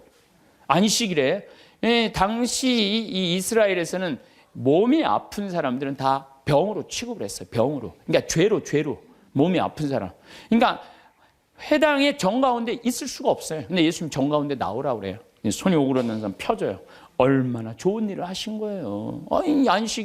안식일이도 뭐든 손 오그라든 사람 펴준 거 얼마나 좋은 일을 한 거예요. 그런데 사람들은 예수님의 이 얘기를 듣고 바리사이들은 나가서 곧바로 헤로데 당원들과 더불어 예수님을 어떻게 없앨까 모의를 하였다. 예수님 착한 일하고도 칭찬받지 않고 제거의 대상이 돼요. 착한 일하고도 욕먹고 심지어 죽이려고 덤비는 사람들도 있었죠. 성당 다니면서 정말 남 미워한 적도 없고 불쌍한 사람, 어려운 사람 도와주면서 성당 일만 했는데 욕먹으면 기분 나쁘죠. 이 마음 안에 뭐가 있냐면 분노가 일어나고 미움이 일어나요. 내가 정말 착하게 살았는데 나 욕하는 사람이 있으면 아무리 착한 사람이라도 뭐가 일어나요? 분노가 일어나죠. 저는 내가 아주 영적으로 아주 좋아하는 선배 신부님이 계세요.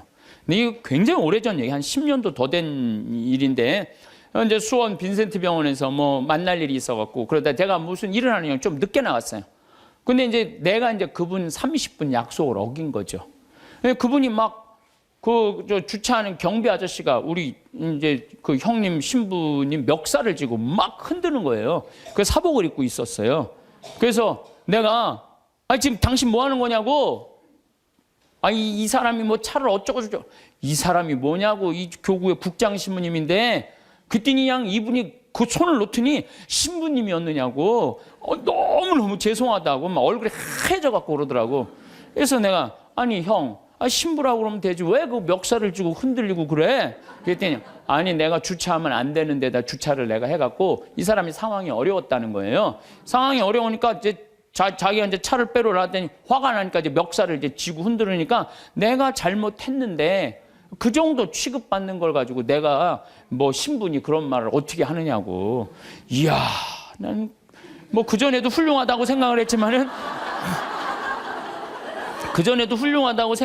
했지만은 그걸 보니까 더 훌륭한 거예요. 그래서 난 그분한테 고해성사 내가 이렇게 영적 상담을 지금도 이렇게 해요. 그 정도의 겸손을 가지고 있는 분 정도면 욕먹는 걸 우리는 되게 싫어하잖아요. 근데 내가 잘못했으면은 어떻게 해야 된다? 욕 먹어야 된다. 이야, 참, 그래서 지금도 뭐 아주 정말 훌륭하게 살고 계시지만은 내가 그분을 보면서 아, 저게 바로 겸손이구나. 자기 지위를 함부로 내지 않고. 우린 조금만 뭐만 있으면 내가 누구니 뭐니 뭐 이래잖아요. 예. 예수님 마르코복음 14장 65절을 보면 예수님이 사형이 결정되자 어떤 자들은 예수님께 침을 뱉고 그분의 얼굴을 가른 다음 주먹을 치면서 알아맞혀 보아라 하면서 놀려대기 시작했다. 여러분들, 사람이요, 내가 이렇게 60 넘으신 할머니들 이렇게 상담할 때요, 그 할머니들이 남편하고 살면서 가장 수치스럽게 여기는 거, 가장 모욕적으로 여기는 게 뭐냐면요, 남편이 때리는 게 아니래요. 남편이 자기 얼굴에 침 뱉는 거래요. 침 뱉는 거. 침 뱉는 남자들이 있어요. 정말로 정신 나간 남자들이 있어요. 그거 생각하면 여러분들 신랑 훌륭해, 안 훌륭해요? 훌륭하죠? 여러분들한테 침은 안 뱉잖아, 침은. 얼마 전에도 상담을 하는데 침을 뱉는다는 거예요, 침을. 그래서 내가 왜 사냐고 그래서 왜 사냐고. 자식들 때문에 산다는 거예요. 답답한 거죠. 참. 너무너무 불쌍한 거예요. 그래서 내가 그렇게 살지 말라고 내가 그랬어요. 여러분들, 내가 또 위험한 발음 안 하면 그냥 이혼하라고 그랬어요, 내가. 침을 뱉고. 왜 이혼하라고 그랬냐면은 누웠을 때 죽이고 싶다는 거예요. 죽이고 싶다는, 누워있을 때 자기 침을 뱉은 그 남편을 칼 있으면 찔러 죽이고 싶다는 거예요. 여러분들, 칼로 찔러 죽이는 게 나아요? 이혼하고 사는 게 나아요? 어느 게 나아요? 이혼하고 아슬아슬 하더라고요, 얘기를 들어보니까. 예. 근데 예수님은 뭐라고 그래요? 예수님께 침을 뱉고 그분의 얼굴을 가린 다음 주먹으로 치면서 알아맞혀 보아라 하면서 놀려대기 시작했다. 시종들도 예수님의 뺨을 때렸다. 이 욕먹는 걸 넘어서요, 수치감을 겪은 거예요, 예수님. 그런데도 예수님 어떻게 해요? 다 참으시잖아요. 다 참으셔요. 우리 성당 활동하면서 조금만 나 비난하고 헐뜯는 사람이 있으면 그거보다 수십 배 더 강한 어조로 상대방 비난해요. 제일 열받는 게 나 때리는 게 누군지 모르고 맞는 거야. 그렇죠? 제일 열받는 게 나 누가 욕하는지 모르고 욕만 떠돌아다녀, 성당에. 그게 제일 열받는 거예요. 그 누군지 알면 쫓아가고 한판 할 텐데 누군지를 알아야지. 이게 헛소문이 그렇게 무서운 거, 헛소문이. 예. 예수님 그냥 때리는데도 그냥 그걸 참죠. 아마 내가 그런 입장에 놓였다면 난 속 터져 죽었을지도 몰라요. 심지어 시종들, 종들도 예수님의 뺨을 때려요. 종들도. 예수님 묵묵히 참으시죠. 놀랍지 않으세요? 여러분들 자식 때문에 속상한 적 많아요, 적어요? 자식 때문에 속상한 적 많죠? 내가 지난번에 이 잠비아에 이제 그 자카란다 농장 꾸민다고 설계사 두 분하고 그 포크레인 사장님을 보냈어요. 근데 그 포크레인 사장님이 내가 혼배해 준 사람이야. 근데 나하고 동갑인데 45에 결혼을 했어요. 45에 37살짜리 예쁜 섹시하고. 근데 내가 혼배를 해주면서 제일 걱정인 게 신랑도 나이가 너무 많고 신부도 나이가 너무 많은 거예요. 그래서 혼배를 해주면서 내가 그랬어요. 제발 애들 셋 낳는 게 내가 소원이다. 내가 혼배를 해주면서 간절하게 기도를 했어요. 근데 딸을 둘을 낳아갖고 온 거예요, 벌써. 그 이제 잠비아 갔다가 이제 보고하러 온다고 이제 부인하고 이제 딸 둘을 데리고 왔어요. 내가 맛있는 거 사준다고 읍내 나갖고 이제 막 그 이제 뭐 그 저 설계사들하고 이렇게 그것도 이제 막 맛있게 먹는데 애들이 아빠를 너무너무 좋아하는 거, 아빠를. 너무너무 이제 아빠한테 두 명이 매달려갖고 떨어지지 않아. 1살, 3살짜리라는데 그냥 막 떨어지진 않더라고. 부럽더라고요. 근데 문제는 뭐냐면 나한테 그러는 거예요. 그 정사장이 나한테 그러는, 아우, 신부님, 얘네들이 나를 그냥 이렇게 매달려갖고 내가 그냥 저 신부님 맛있는 거 먹지도 못하고 내가 이렇게 힘들다고. 그래서 내가 한마디 했어요. 누가 나 달라고 그랬어? 아니, 걔들이 나 달라고 그런 적 있어? 지들이 좋아갖고 늙어갖고 결혼해갖고 나 둘씩이나 낳고. 그 지들이 좋아갖고 낳았으면 책임을 져야지. 얘네들 때문에 힘들다는 게 말이랑 돼? 여러분들도 마찬가지. 여러분들 자식들 중에 나 달라고 그런 자식 있어요, 여러분들? 나 엄마 밑에서 태어나고 싶어 그러고 나 달라는 자식 있었어요, 없었어요? 없었죠? 다 여러분들이 좋아서 난 거야. 걔네들은 태어날 의지가 없었던 애들이에요, 원래는. 여러분들이 난 거예요, 여러분들이. 그러면 누가 책임져야 돼? 여러분들이 책임져야 돼요. 이것도 똑같아. 우리가 언제 세상에 태어나게 해달라고 그런 적 있어요, 예수님한테? 당신이 좋아갖고 세상 만들어 놓고 우리 창조해 놨잖아요. 창조해 놨는데 인간들이 너무 많은 죄를 짓는 거야. 선택할 수 있죠. 죄를 선택할 수도 있고, 선을 선택할 수도 있고, 옳음을 선택할 수도 있고, 그름을 선택할 수 있는 것을 하느님이 자유를 주셨는데, 우리 인간이 옳음을 선택하거나 선을 선택하는 게 아니라 악을 자꾸 선택하니까 당신이 만들어 놨으니 당신이 책임지러 온 거예요. 책임지러 와갖고 어떻게 뺨 때리고 침 뱉어도 났으니까 어떻게 참아야지. 그냥 크다 안 되니까 당신이 책임진다고 십자가에 올라와서 죽은 거 아니에요. 우리 책임진다고. 난 그 아버지 마음, 그 부모의 마음을 예수님 십자가에 오죽했으면 저기 올라갔을까. 우리를 얼마나 사랑했으면. 그러니까 예수님 그 침뱉음도 견디셨다는 거죠. 예수님을 믿는다는 건요, 예수님처럼 사는 거예요. 적어도 예수님 흉내 낼 줄은 알아야 돼. 14장을 보면 다음 날에도, 이건 전날이야. 그러니까 목요일 날 전날 붙잡혀갖고 그냥 매 맞고 그래. 금요일 날 아침에도 모욕을 당하셔. 군중들이, 그전에는 시종가고 종들이 예수님 모욕했는데 다음 날 아침에는 군중들이 이렇게 모욕을 해. 유다인들의 임금님 만세 하며 인사하기 시작했다. 또 갈대로 그분의 머리를 때리고 또 침을 또 뱉네. 예수님 침 참 많이 받으신 분이에요. 침을 뱉고서는 무릎을 꿇고 예수님께 절하였다. 조롱하는 거죠. 그렇게 예수님을 조롱하고 나서 자주색 옷을 벗기고 그분의 겉옷을 입혔다. 그리고 예수님을 십자가의 못 박으러 끌고 나갔다. 분명 이 군중 가운데는 예수님 일주일 전에 예루살렘에 입성할 때 빨마가지를 흔들고 호산나 호산나 주님의 이름으로 오시니 찬미 받으소서 이렇게 환영한 사람도 분명히 있었을 거 그 안에. 근데 일주일 만에 배신한 거예요. 일주일 만에.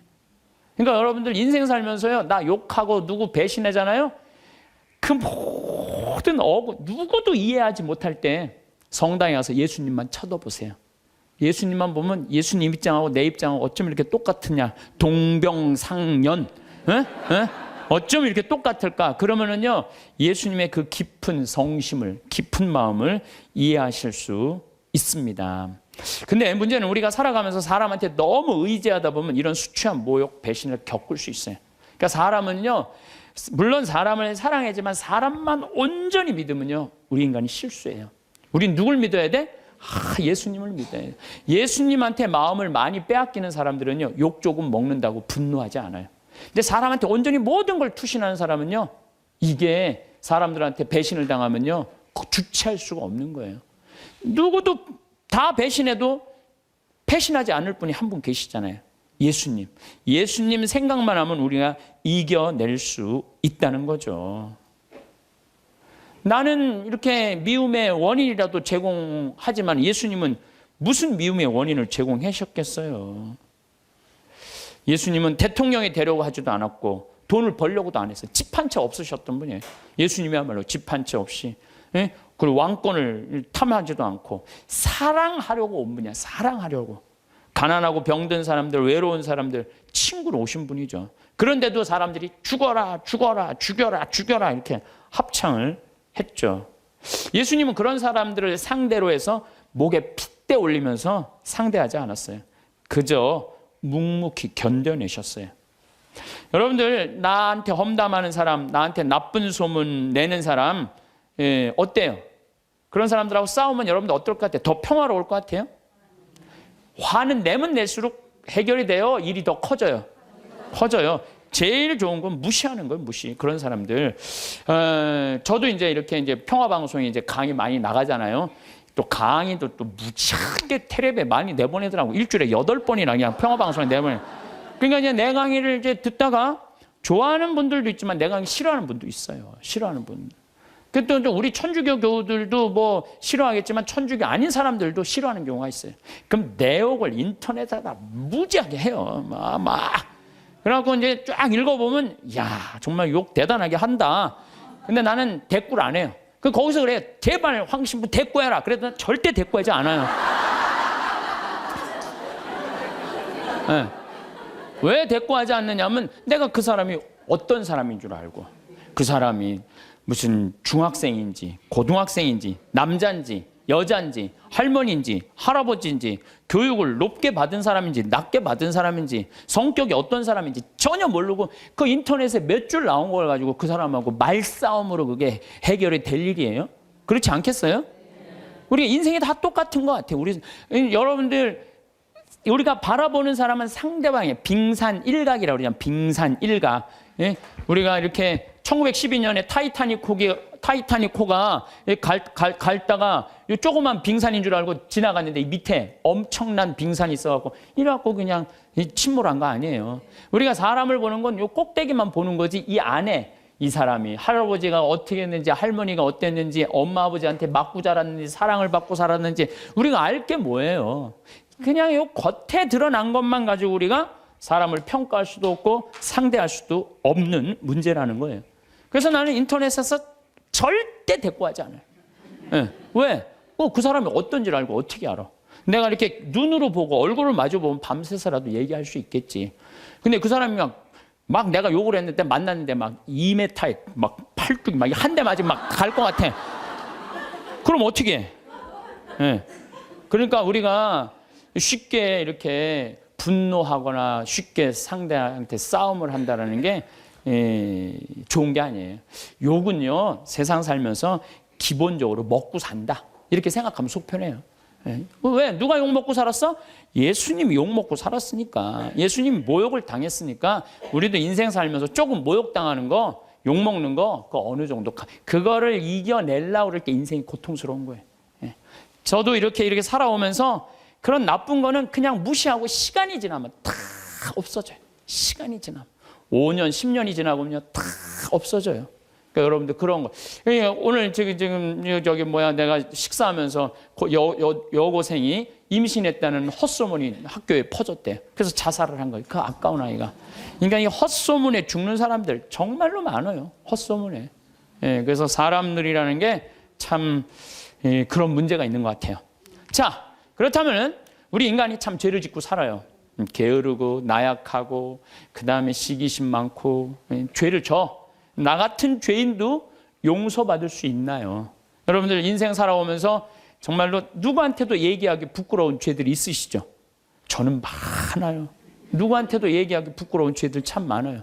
근데 나 같은 죄인이 과연 용서받을 수 있느냐? 나 같은 죄인도 과연 용서받을 수 있을까?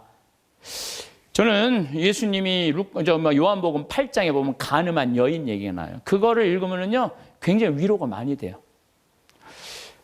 이 여자가 간음을 하다 현장에서 잡혔어요. 2000년 전에 간음하는 거하고 지금 간음하는 거하고 이건 질이 달라요. 지금은 너무 쉬운 일이지만 2000년 전에는요 간음하는 게 쉽지가 않아요. 그 다음에 당시 이스라엘 사람들은 어떻게 했느냐면은 다 여자들은 다 가리고 눈만 내놨어. 눈만 내놨어. 그러니까 어떻게 생겼는지 뭐 눈만 보고도 간음을 한 거예요. 눈만. 이 여자 무지하게 예뻤던 여자예요. 그것만 보고도. 그러니까 이 온몸을 다 가려요. 지금도 이스라엘 사람들이 눈만 이렇게 내놓고 다녀요. 눈만. 저 동네 사람 왕래도 없는데 간음하다 이 여자가 붙잡힌 거예요.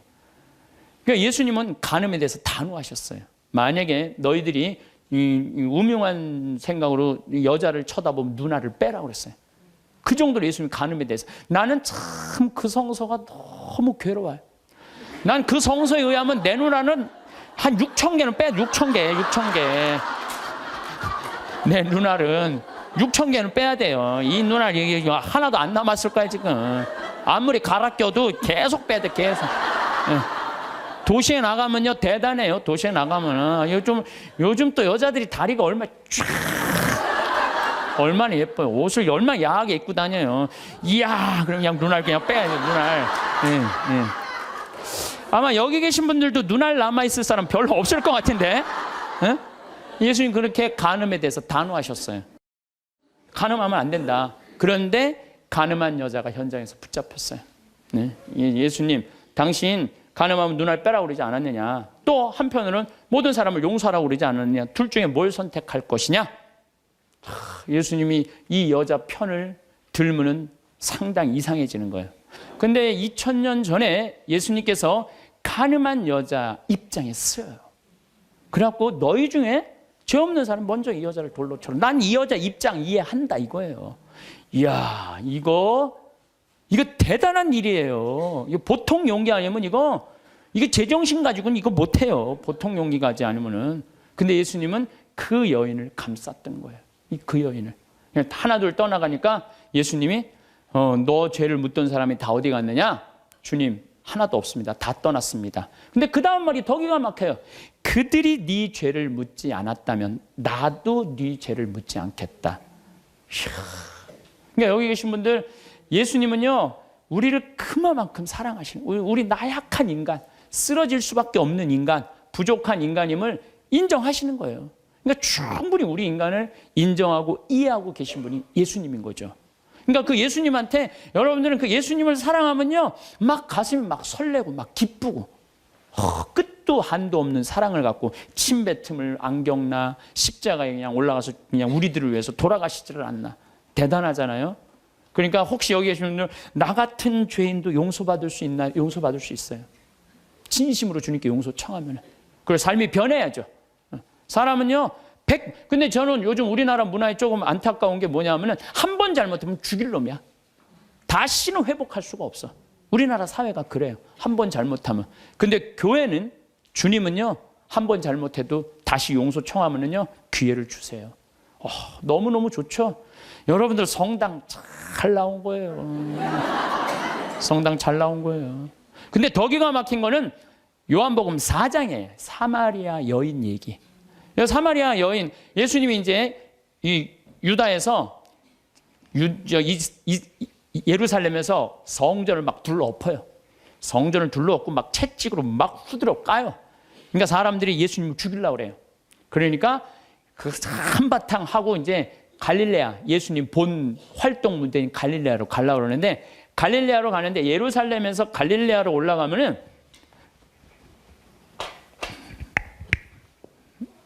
이게 갈릴레아 호수고 이게 사해예요. 여기가 이제 예루살렘인데 여기 사마리아 동네가 있어요. 시카르라는 동네가 있어요. 시카르. 근데 유대인들은요, 사마리아 동네를 들어가지 않았어요. 사마리아 동네 들어가면은요, 더럽다고. 그래서 이렇게 갈릴레아 요르단강으로 올라가든지 바닷가로 올라가요. 근데 예수님은 돌아가기 귀찮았나 봐요. 그냥 가로질러 그냥 가요. 가로질러. 그러니까 가다가 시카르라는 동네에 가고 정오쯤 목이 마르셨어요. 그래갖고 이제 우물에 딱 앉아 계셨어요. 근데 우물이라는 공간은 누구의 공간이에요? 남자들의 공간이에요? 여자들의 공간이에요? 여자들의 공간이에요. 그 우물가에는 남자들이 가는 게 아니에요. 근데 이 남자인 예수님 우물가에 다 남자하고 여자는 정부는 다 어디서 나냐? 우물가에서 다 나는 거예요. 정부 우물가. 갑돌이하고 갑순이도 우물가에서 뭐 이렇게 해갖고 엄마 이러지 마세요. 이러다가 다 정부 난 거 아니에요. 예? 그러니까 남자가 하여튼 우물가 간다. 이거 별로 좋은 게 아니에요. 근데 우물가에 앉아 계신 거야. 그 자체가 별로. 사마리아에다가 시카르라는 동네 남자가 우물가에 앉아, 이거 아주 장면이 안 좋은 거예요. 근데 정오에 여자 하나가 물동이를 잃고 물을 탁 뚫어 나와요. 이 여자도 문제가 많은 여자예요. 왜 문제가, 요 장면 하나만으로도 문제가 많아. 왜? 이 사마리아라는 게 굉장히 더워요. 덥기 때문에 낮에 물 뚫어 나오는 여자는 없어요. 물은 언제 뚫어오냐면 새벽이나 밤중에 뚫어 나와요. 새벽이나 밤중에. 근데 이 여자는 새벽에 뚫어 나올 수가 없는 여자야. 밤중에도 뚫어 나올 수 없는 여자야. 아무도 안 나오는 정오에 나올 수밖에 없는 여자예요. 문제가 많은 여자죠. 네, 문제가 많은 여자예요. 그래갖고 이제 물을 딱 뚫어놨는데, 이게 또 남자고 여자가 이제 우물가에서 만난 거잖아요. 근데 예수님 먼저 말을 걸어요. 나한테 물 좀 한 잔 줄래? 희약가시를 거는 거야, 나한테. 나한테 물 좀 한 잔 줄래? 그러니까 이 여자가 당장에 뭐라 그래요? 당신은 유대인이고 나는 사마리아 여자인데 어떻게 나한테 말을 거느냐? 그렇게 얘기를 해요. 너무 황당한 거죠. 그랬더니 예수님이 뭐라 그러냐면 네가 내가 누군 줄 알면 네가 나한테 물 달라고 그랬을 거다. 아니 당신 뭐 두레박도 없는데 어떻게 물이 있느냐? 네가 알지 못하는 내 마르지 않은 샘이 있다. 그걸 좀 저한테 줘라. 이렇게 얘기를 해요. 그러니까 예수님이 그럼 남편 좀 데리고 와라. 그랬더니 난 남편이 없다고 여자 딱 잡아떼는 거예요. 그랬더니 예수님이 뭐라고 그래요? 그래 너는 5 남자하고 살았는데 그것도 네 남편이 실질적으로 아니고 지금 사는 그 남자도 네 남편은 아니지. 이 여자 깜짝 놀라는 거죠. 자기가 5 남자하고 살았던 걸 아니까. 예. 거기다가 이제 예수님이 계속 말을 하는 거예요. 그 성서를 보면은요, 예수님이 이렇게 사람하고 이렇게 길게 말하지 않아요. 근데 하여튼 이 요한복음 4장 오늘 집에 가서 한번 읽어보세요. 얼마나 긴지. 그러니까 이 여자를 붙잡고 무지하게 오랫동안 수다를 떨고 계신 거 지금. 쉽게 말하면 무지하게 수다를 오래 떨고 계신 거야. 그러더니 이제 앞으로는 저 예루살렘에서 예배하거나 그리짐산 야곱의 우물 그리짐산에서 예배하는 그런 시대는 끝났다. 이제 정말로 마음으로 예배하는 하나님은 어디나 계시고 막 구원에 대해서도 얘기하고 예배에 대해서도 얘기를 하네. 그러니까 이 여자가 동네로 가요. 동네로 가갖고 우리가 찾던 구세주를 뵀다 내가. 그래갖고 이 여자 사람들을 데리고 와요. 데리고 오면서 사람들이 예수님하고 얘기를 하다가 이 여자 마리아는 우리 눈으로 직접 봐서 이분이 구세주임을 우리가 확인했다 이렇게 얘기를 해요. 다시 말해서 신약 성서에서 첫 여제자가 누구냐면 바로 이 사마리아 여자예요. 첫 여제자가. 파견한 거 아니에요. 동네 갖고 사람들 데리고 온 거 아니에요.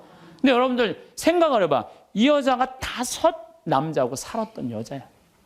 그러니까 이혼을 5번 한 거예요. 6번째 이 남자하고 사는 여자예요. 이 여자 이뻤겠어 안 이뻤겠어요? 여러분 5번 정도 결혼할 정도면 이뻐야 돼요.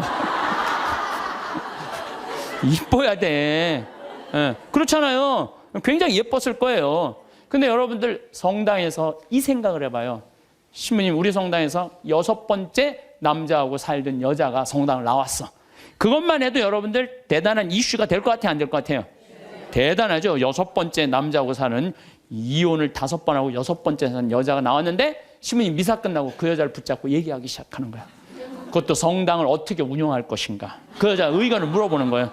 성당 어떻게 운영하면 좋으냐. 한참 얘기하더니 그러지 말고 그냥 네가 성모회장 해라. 그래갖고 성모회장으로 임명을 했어. 성당 교우들이 그 본당 신부님하고 그 여자하고 뜯어 먹을 것 같아 안 뜯어 먹을 것 같아요?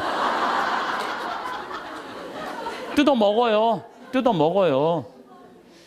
근데 예수님은요, 그게 중요하지 않으셨나 봐요. 그러니까 우리가 생각하는 죄하고 예수님이 생각하는 사랑하고 너무너무 이게 차원이 다른 거예요, 차원이. 여기 계신 분들 지금 한 5 남자하고 이렇게 이혼했다, 결혼했다, 이혼했다 이런 분들 혹시 계세요? 없으시죠? 나는 이것도 굉장히 위험한 반이는데 인생 살면서요. 정말 잘못 만나는 남자 있을 수 있어요. 잘 안 맞는 남자. 그래서 이혼할 수도 전 있다고 생각을 해요. 나는 요새 우리 프란치스코 교황님 너무 마음에 들어. 왜 프란치스코 교황님이 마음에 드느냐면은 동성애자들에 대해서 사목적 배려를 해줘야 된다고 그러잖아요. 난 너무너무 마음에 들더라고요.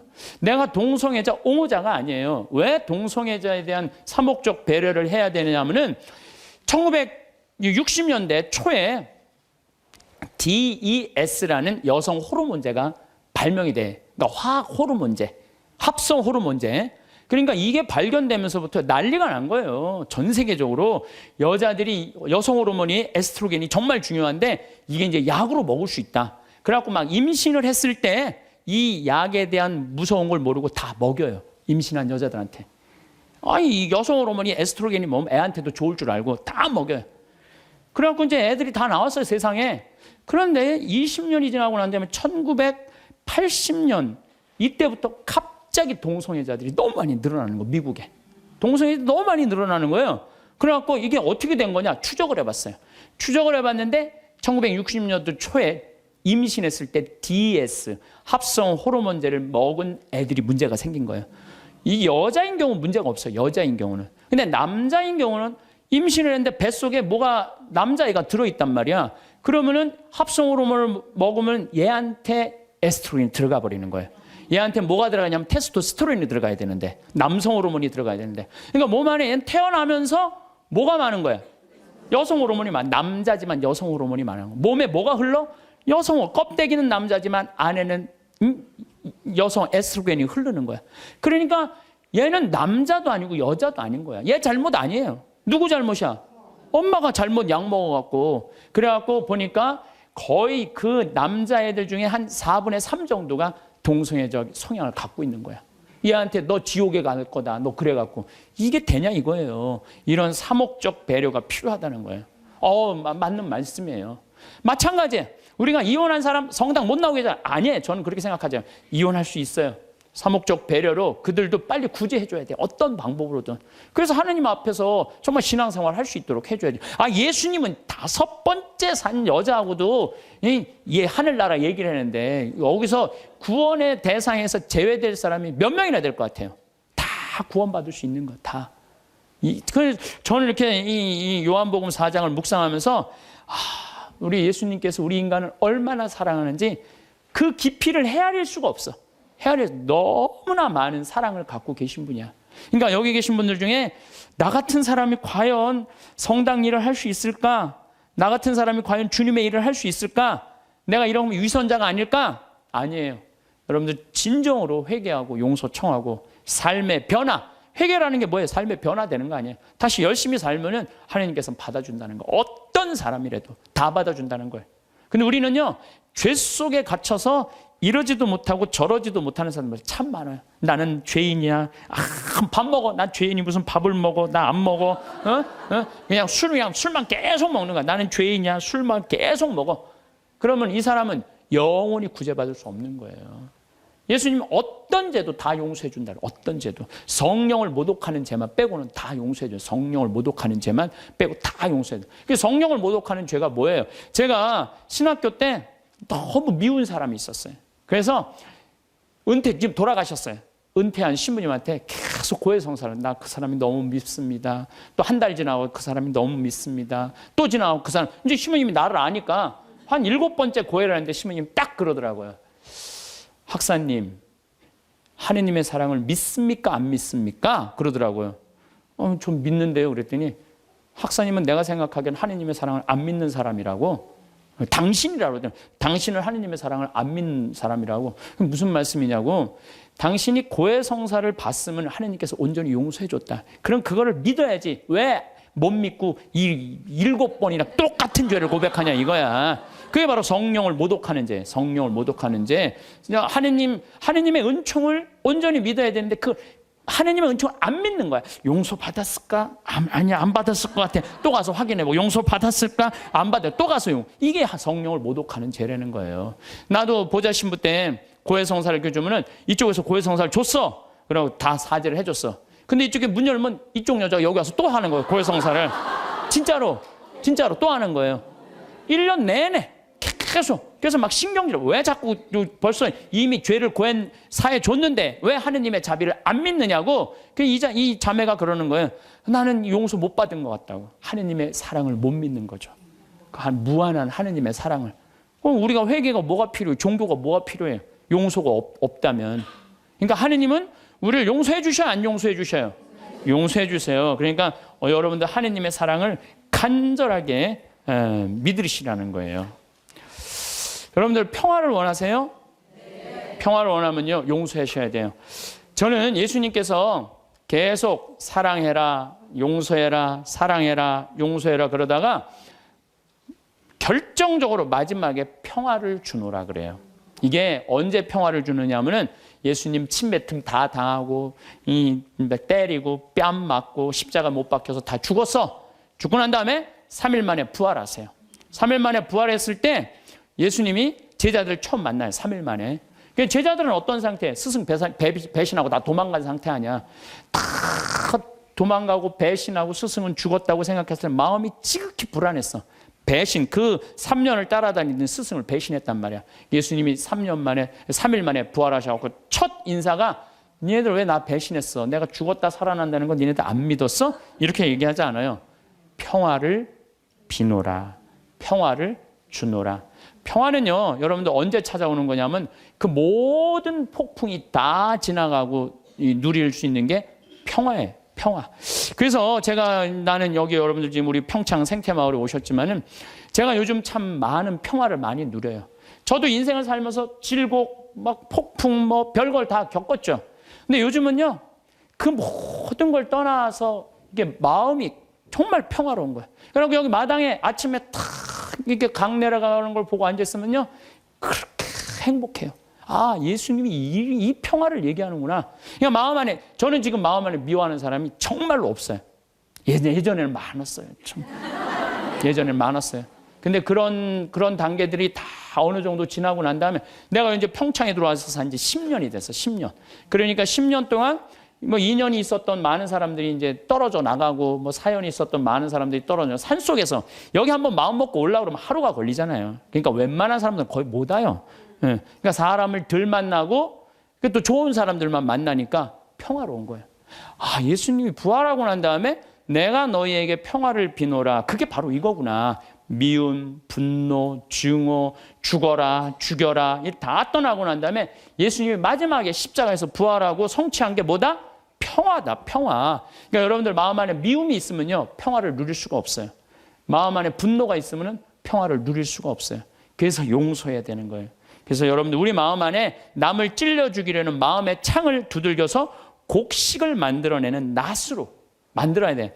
마음의 미움을 두들겨서 평화를 만들어내는 사랑으로 만들어야 돼. 그래서 사람을 보면서 막 사랑할 수 있는 그런 마음 여러분들 청하셔야 돼요. 제가 신학교 1학년 때는 별놈이 다 모인 거예요. 52명이 이제 그 별놈이 다 모인 거예요. 그냥 별놈이. 그냥 마음에 드는 놈, 안 드는 놈, 그냥 이상한 놈, 안 이상한 놈, 별놈이 다 있는 거예요. 1학년, 2학년 때는 맨날 그냥 밉고 싸우고 그러더라고요. 근데 3학년쯤 되니까 그런 미움이 다 인간으로 이해가 되고, 그러니까 이제 화장실에 있으면 발자국 소리, 누구 발자국 소리까지 다 알아요. 그러니까 같이 이제 기숙사에 살다 보면은. 3학년쯤 되면요, 다 애들이 이쁜 거예요. 다 마음에 드는 거예요. 그러니까 신학생활이 너무 재미나. 얘를 만나도 좋고, 쟤를 만나도 좋고, 그 마음에 안 드는 놈들은 거의 다 나갔고 또 신학교를. 우리가 52명이 들어갔는데 27명이 나갔으니까, 그 중에 마음에 드는 놈들만 거의 남아 있었던 거죠. 그러니까 얘를 봐도 좋고 쟤를 봐도 좋고 다 좋은 거야. 신학교 생활이 너무 재밌는 거예요. 사랑하는 사람이 많으면 많을수록요, 우리가 즐거워요. 저는 이곳 생태마을 우리 직원들은 나를 어떻게 생각하는지 몰라도 나는 직원들이 다 이뻐요. 아, 모든 걸 뿌리치고 여기 와갖고 기숙사 하면서 나하고 같이 농사 짓고 사는 직원 얼마나 고마워요. 그냥 직원들을 보면 기분이 너무너무 좋아요. 직원이 마음에 안 들면은 사실은 사는 게 즐겁지 않잖아요. 근데 직원이 다 이뻐. 만나는 사람마다 다 좋고. 그러니 신나죠. 사는 게 즐거운 거죠. 일은 20년 동안 기다리고 있고. 은퇴하고 나면 또, 요즘 커피숍 그거 생각을 많이 해요. 바리스타를 배워갖고 어떻게 해야 되겠다. 그러니까 일이 있으니까 죄를 안 짓고. 그래서 여러분들 마음 안에 대림 일주일에 이 얘기가 나와요. 남을 찔러주는 마음의 창을 두드려서 곡식을 만들어내는 낫으로 만들어라. 여러분들. 그래서 마음 안에 창들이 있으면 다 없애세요. 미움 삐죽한 마음들이 있으면 그걸 다 용서를 해줄 때 사랑하는 사람이 옆에 있을 때 그것처럼 행복한 게 없는 거죠. 여러분들 이상우 씨가 그녀를 만나는 곳 100m 전이라는 노래 아시죠? 그녀를 만나는 곳 100m 전에서 가슴이 떨리며 그녀를 만나기 위해 구두도 새로 사고 옷도 깨끗이 차려입었지만 왠지 그녀를 만나기엔 자신의 모습이 못마땅하다는 노래 가사 내용이 있어요. 아시죠? 예, 그녀를 만나는 곳 100m 전. 우리는 신앙인이에요. 신앙이기 때문에 누구를 만나냐면 예수님을 만나요. 예수님을 잘 만나려면 내 마음 안에 미움이 없어야 돼. 내 마음 안에 분노가 없어야 돼. 내 마음 안에 욕심이 없어야 돼. 그래갖고 내가 옷도 차려입고 구두도 사고 꽃도 준비하는 그런 마음으로 예수님을 만날 때 여러분들은 행복할 수 있어요. 신앙, 기도 시간도 너무너무 즐겁고. 그래서 저는 용서의 삶이 참 중요해요. 제가 신부가 막 된 조원동 주교자 성당에서 휠체어를 찬 요한나 자매가 있었어요. 몸이 퉁퉁했는데 오늘도 휠체어 타고 오신 우리 형제님도 계시지만 휠체어를 탔어요. 근데 내가 그 자매 집에 가보니까 허름한 집에서 사는 거야. 휠체어를 타고 있는데, 그런데 더 기가 막힌 거는 그 휠체어를 탄 요한나 자매가 뇌성마비로 움직이지도 못하는 병자 셋을 모시고 사는 거야. 자기도 휠체어를 타고 다니는데 뇌성마비 환자 3명을 모시고 사는 거예요. 화장실도 겨우 다니는 그들에게 내가 왜 이렇게 힘든 일을 하냐고 물었더니, 자기는 무슨 일이라도 할 수 있고 움직일 수도 있지만 누워있는 뇌성마비 환자들은 움직이지도 못하니까 움직이지 못하는 우리가 당연히 돌보아야 된다면서 그 아름다운 생활을 하더라고요. 우리들은 말로만 회개한다고 용서해달라고 하는 건 의미가 없어요. 세례자 요한이 행동으로 회개하지 않고 세례만 받으려는 바리사이와 사두가이 사람들한테 이렇게 이야기하죠. 독사의 자식들아, 다가오는 진노를 피하라고 누가 너에게 일러주더냐? 회개에 합당한 열매를 맺어라. 죄를 뉘우친다면요, 우리가 회개에 합당한 보석의 생활을 해야 되는 거예요. 공을 쌓아야 된다는 거죠. 행실로 드러나야 된다는 거. 사랑하고 나누는 삶. 특별히 우리 교우들은 세상에 살다 보면 참 미운 일이 많아요. 자식, 남편, 형제, 친척, 그 나 사기치는 보이스피싱, 미워할 놈들이 너무 많아요. 참. 그래서 저는 교우들한테 생활의 단순함이 참 필요한 것 같아요. 생활이 좀 단순해. 너무 많은 일을 하다 보면요, 이게 죄를 많이 져요. 생활이 단순한 게 참 필요해요. 윤동주 씨가 서시라는 걸 썼죠. 죽는 날까지 하늘을 우러러 한 점 부끄러움이 없기를. 잎새 이는 바람에도 나는 괴로워했다. 별을 노래하는 마음으로 모든 죽어가는 것을 사랑해야지. 그리고 나한테 주어진 길을 걸어가야 되겠다. 오늘 밤에도 별이 바람에 스치운다. 참 내용이 좋은 것 같아. 죽는 날까지 하늘을 우러러 한 점 부끄러움이 없기를. 이런 마음으로 살아가야 돼요. 근데 뭐 나는 그냥 하늘을 우러러 그냥 부끄러운 일 천지인데 어쨌든 마음만은 그래야 된다는 거죠. 잎새 이는 바람에도 나는 괴로워했다. 양심의 소리, 주님께서 우리에게 들려주는 양심의 소리를 들어야 된다는 거죠. 별을 노래하는 마음으로 모든 죽어가는 것을 사랑해야지. 이 시는 거꾸로 들으면 돼요. 별을 노래하는 마음으로 모든 살아있는 것을 사랑해야지 하고 똑같은 것 같아요. 그래서 여러분들, 제가 별 참 좋아하는 소년이잖아요. 어제도 내가 여기 새벽 1시에 수소성당 강의 이제 우리 평화방송 팀하고 하고 새벽 전부 다 별 보셨죠? 우리 촬영팀들. 얼마나 별이 예쁜지 몰라요. 이 세상에 태어난 건 축복이에요, 축복. 근데 그냥 행복한 마음으로 그 별을 바라야 그냥 미움 때문에 땅바닥만 쳐다보면요, 그 별을 못 봐요. 근데 요즘 현대인들은요, 하늘을 볼 생각을 안 해요. 그리고 나한테 주어진 길을 걸어가야겠다. 오늘 밤에도 별이 바람에 스치운다. 좋죠? 다시 한번 이거 읽어드리도록 하겠습니다. 서시 윤동주. 죽는 날까지 하늘을 우러러 한 점 부끄러움이 없기를. 잎새 이는 바람에도 나는 괴로워했다. 별을 노래하는 마음으로 모든 죽어가는 것을 사랑해야지. 그리고 나한테 주어진 길을 걸어가야겠다. 오늘 밤에도 별이 바람에 스치운다. 오늘도 황창현 신부님의 행복특강 잘 들으셨나요? 이어서 나이 들수록 들으면 도움이 되는 지혜의 말씀을 들려드리겠습니다. 친한 사이일수록 기본적인 예의와 존중만 지켜도 사이가 나빠지지 않는다. 근데 왜 그렇게 못할까? 친하다고 해서 함부로 대하고 함부로 말하기 때문이다. 이 7가지 부류를 명심하고 주변에 이런 기색을 보이는 사람이 있다면 극히 경계하라. 내 좋은 기운을 다 빨아먹고 좋은 운 다 뺏길 수도 있다. 첫 번째, 이간질하는 사람과는 연을 끊어라. 이간질하는 사람들은 대체로 질투심과 지배욕이 많다. 주변 사람을 자기가 원하는 대로 입맛대로 조종하고 싶어 한다. 더 심각한 건 이간질하는 사람이야 무시해버리면 된다 쳐도 거기에 동조하는 사람들은 결코 무시할 수가 없다는 사실이다. 이간질하는 사람은 필히 그런 악영향을 퍼뜨린다. 흰 도화지에 검은 물감이 번지듯 이간질이 널리 퍼져나가는 것이다. 이간질하는 사람의 가장 큰 특징은 남 험담과 뒷담화를 손쉽게 잘한다는 것이다. 근데 여기서 제일 큰 문제가 뭔지 아는가? 나에게 뒷담화를 많이 하는 사람은 이미 다른 사람에게 내 흉도 보고 있을 가능성이 매우 높다는 것이다. 앞에서 못하는 말은 뒤에서도 하면 안 되는데, 이간질하는 사람들은 없는 얘기까지 지어내서 이간질 시키고 자기 편으로 만들어버린다. 반드시 조심하고 또 조심하여라. 두 번째, 음흉한 사람을 조심해라. 세상엔 공짜가 없다.